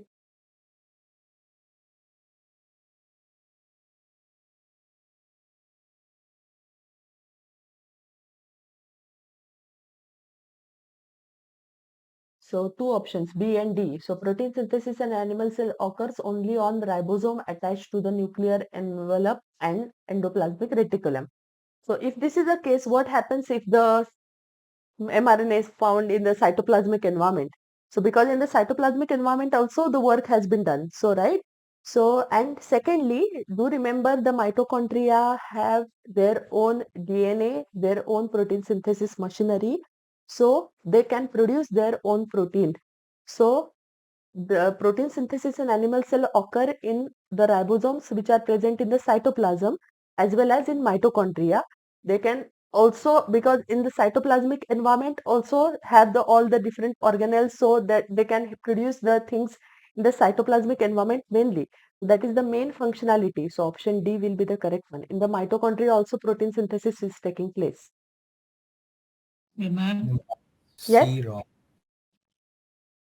C is wrong, right? C is wrong. Not in the nucleolus. How can protein synthesis happen in nucleolus? There is no ribosomes inside it, Okay. right? In So, the ma'am, nucleolus, on it won't. rough endoplasmic reticulum. Huh. Yes, it can happen in rough endoplasmic layer, but that is not the only site, right? It can happen in the cytoplasm. So in the cytoplasmic environment, we'll have the endoplasmic reticulum also, and endoplasmic reticulum with the ribosomes attached to it, Yes, ma'am. right? Next.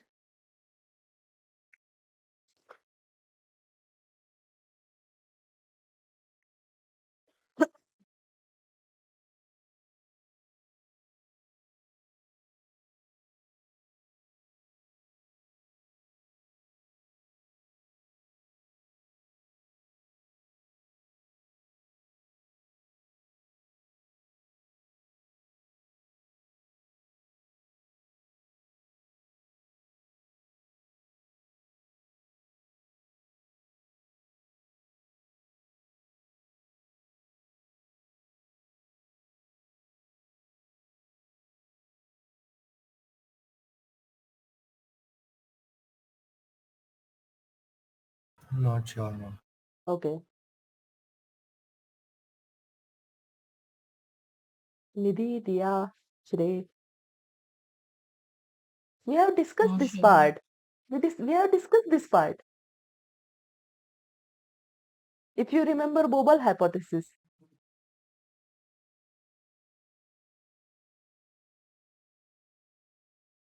So degeneration of the genetic code, that means the various kind of a combinations that present in the codon. So that way it can be responsible for there are more than one code which is responsible for coding amino acids. So this is because of the differential combination that is happening in the triplet. So if you remember the chart that I have been shared with you, the for the amino acid sequences, this here the first member that four codons will four nucleotide bases have been enlisted.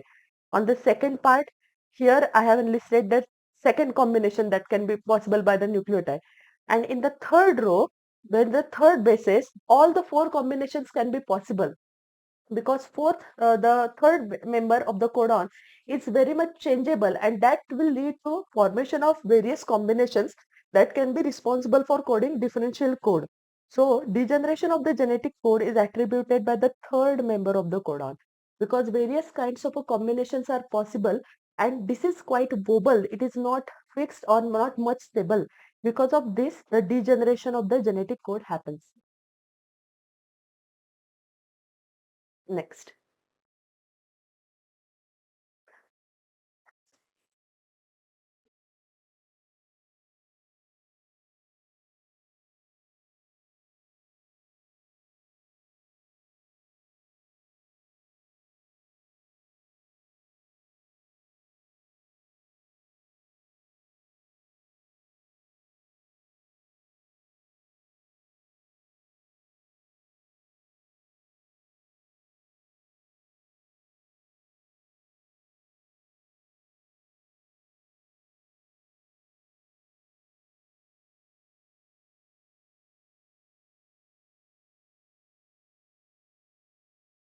try to remember structure of tryptophan operon.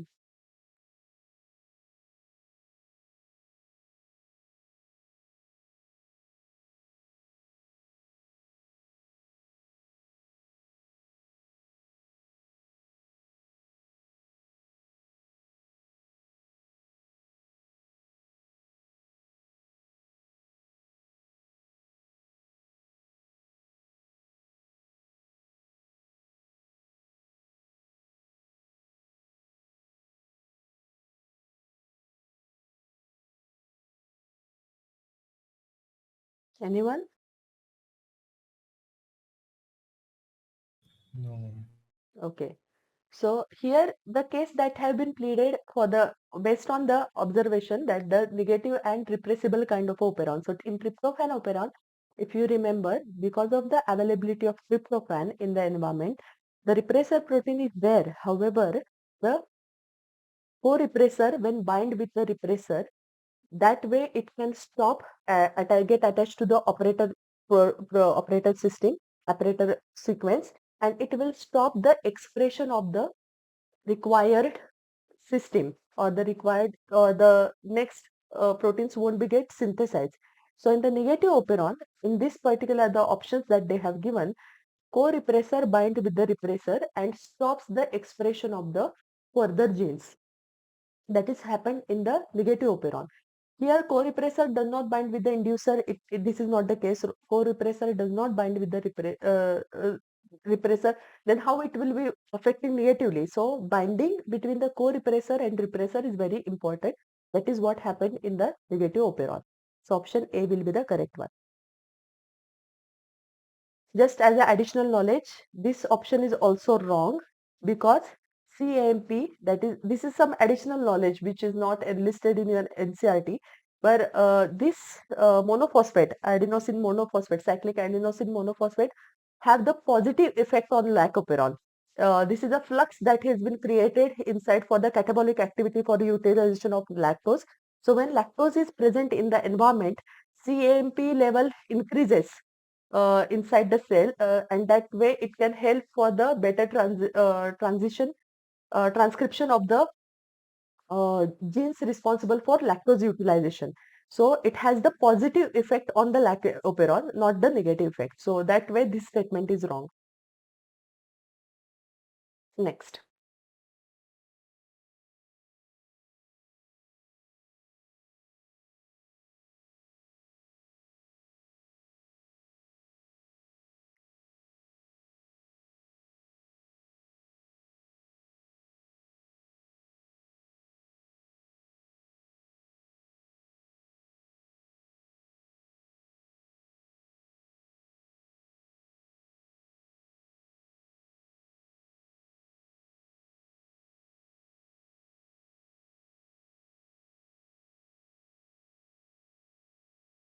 Option C. Option C. Okay. Anyone else?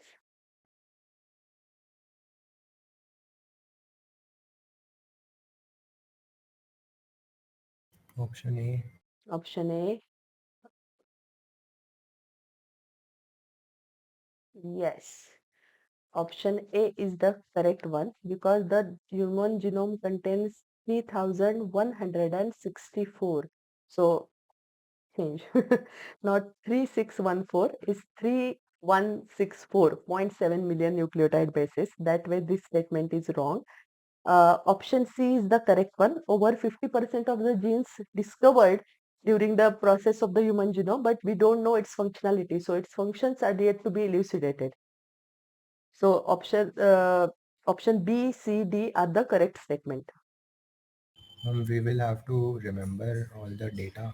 Uh, Not sure because this is not actually in only one exam this question has been asked. I have taken all the questions from the earlier previous papers also, and so just remember the salient features because sometimes they ask for the chromosome numbers, means which is a larger chromosome, which is the smallest chromosome. They might ask you uh, percentage as weightage as per earlier examination point of view. The weightage is quite low.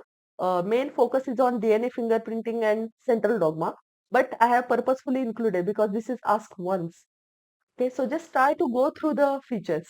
So if means for such kind of a questions, though you don't know the exact data point, if you are very much sure about the other three, means if you are very, you can easily eliminate option A at that time.